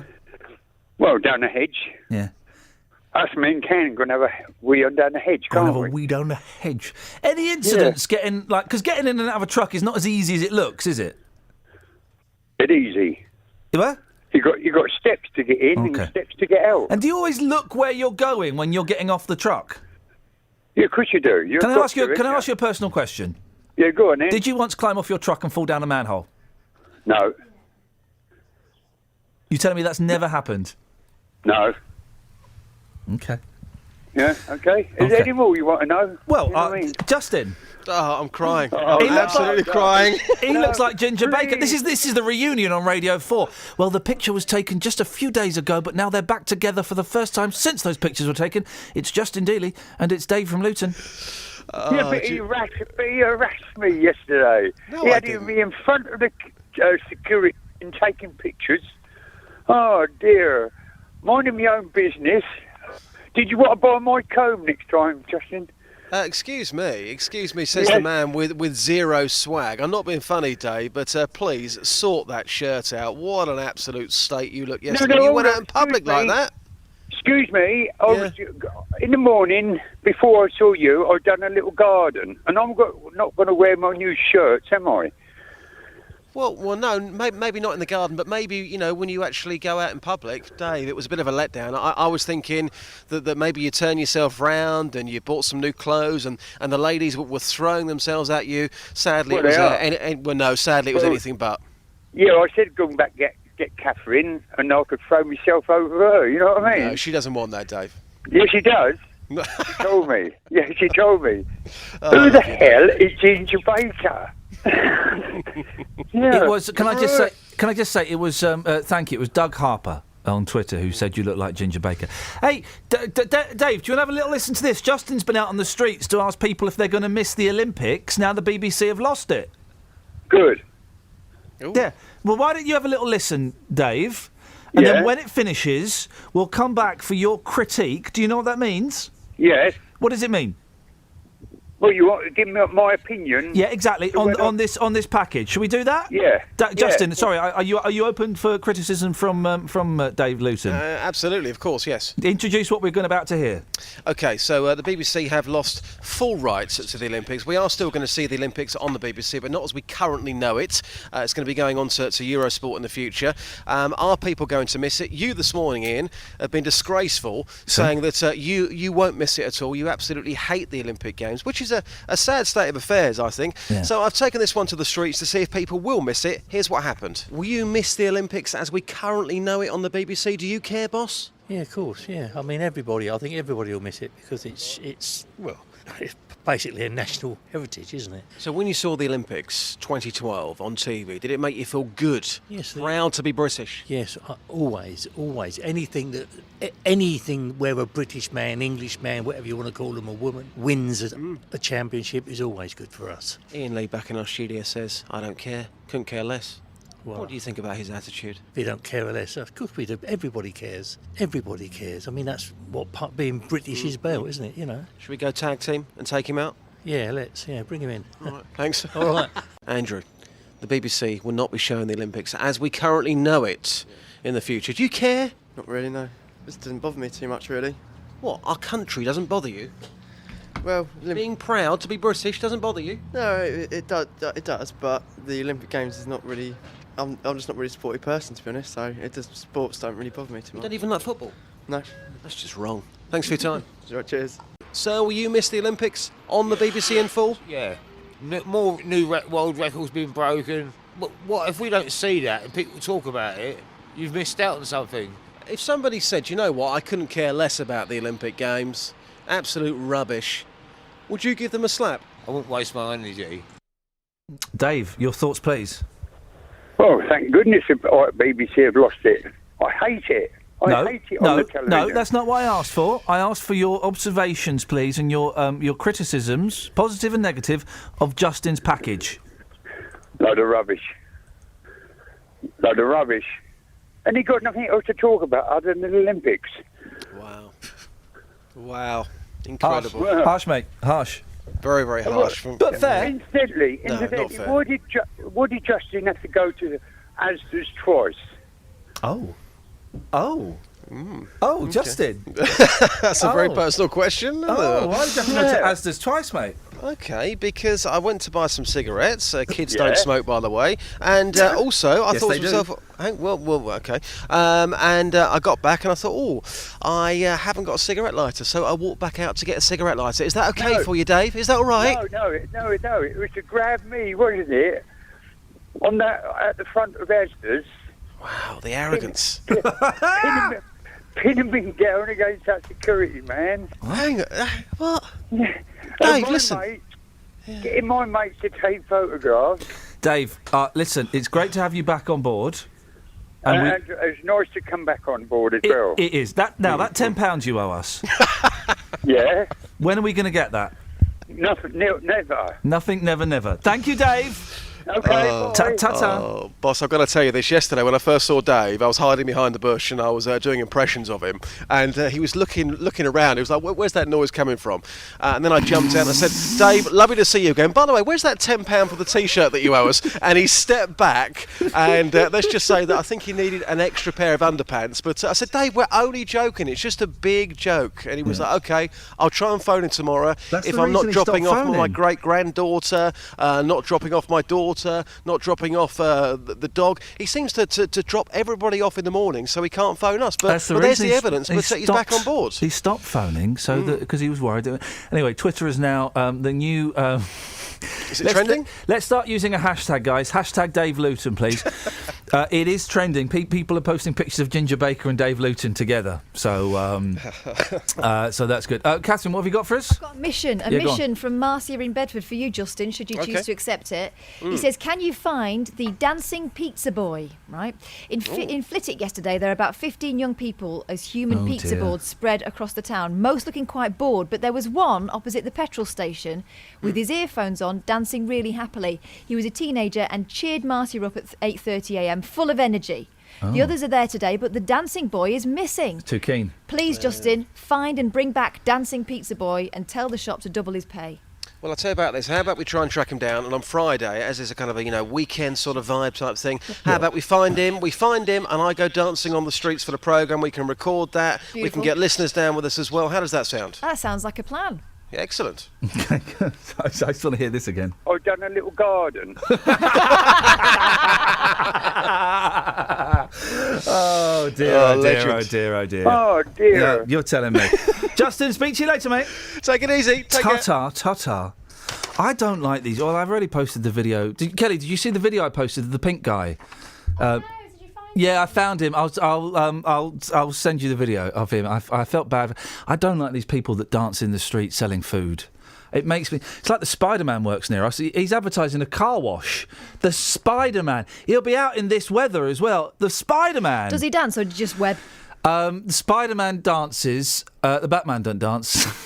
He wouldn't. No, the Batman don't dance. Too dark. There's an Iron Man as well. There's an Iron Man who I think sells pizzas. I mean, these.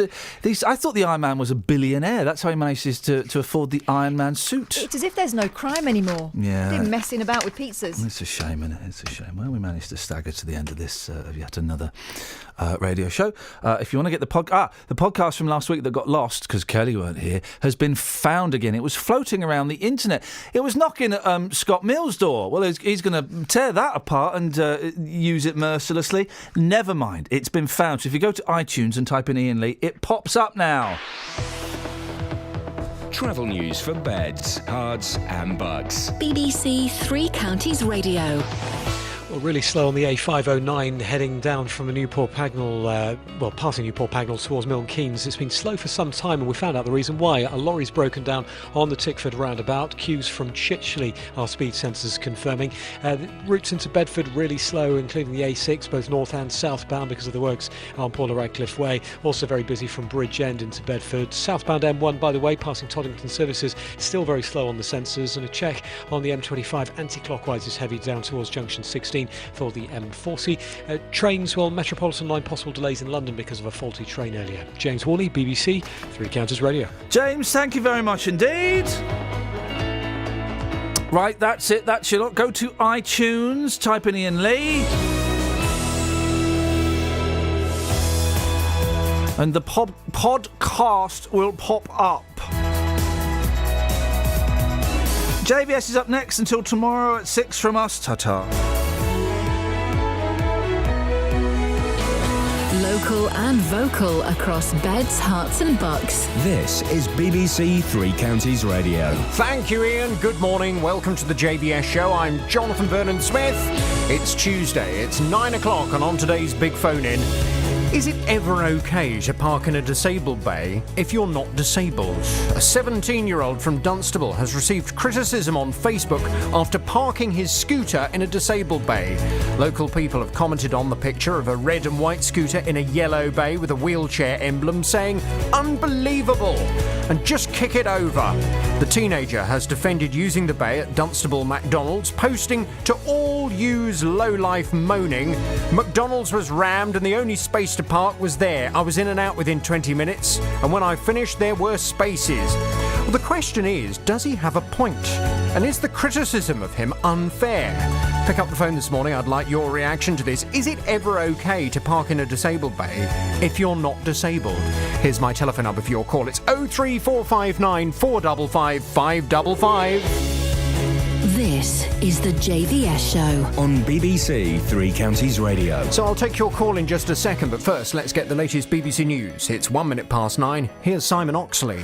The headlines: injured holidaymakers flown home from Tunisia, man killed in Dunstable crash minutes after being robbed, an inquest into M1 deaths in Bedfordshire. BBC Three Counties Radio. 4 British holidaymakers who were seriously injured in the terrorist attack at a beach resort in Tunisia have returned home on an RAF plane. They are believed to include John Metcalfe from Hazelmere in Buckinghamshire and Gina Van Dort from Watford, whose husband Chris Dyer is among those feared dead. About 30 Britons were killed in Friday's shootings. 18 have been formally identified. Colin Sutton is a former Detective Chief Inspector with the Metropolitan Police. We need to provide information for the coroner. All these people, unfortunately, that were killed, there will be inquests, and so we need to make sure the information's there for that. But also, there's an opportunity, of course, to keep us safe in the future. We can see what we can learn from this, what intelligence we can gather, how this attack was planned, how it took place, so we can go forward and make ourselves safer both at home and abroad. Police say a man who died after his car hit a wall in Dunstable yesterday had been robbed minutes beforehand. They're trying to identify 2 women who carried out the theft.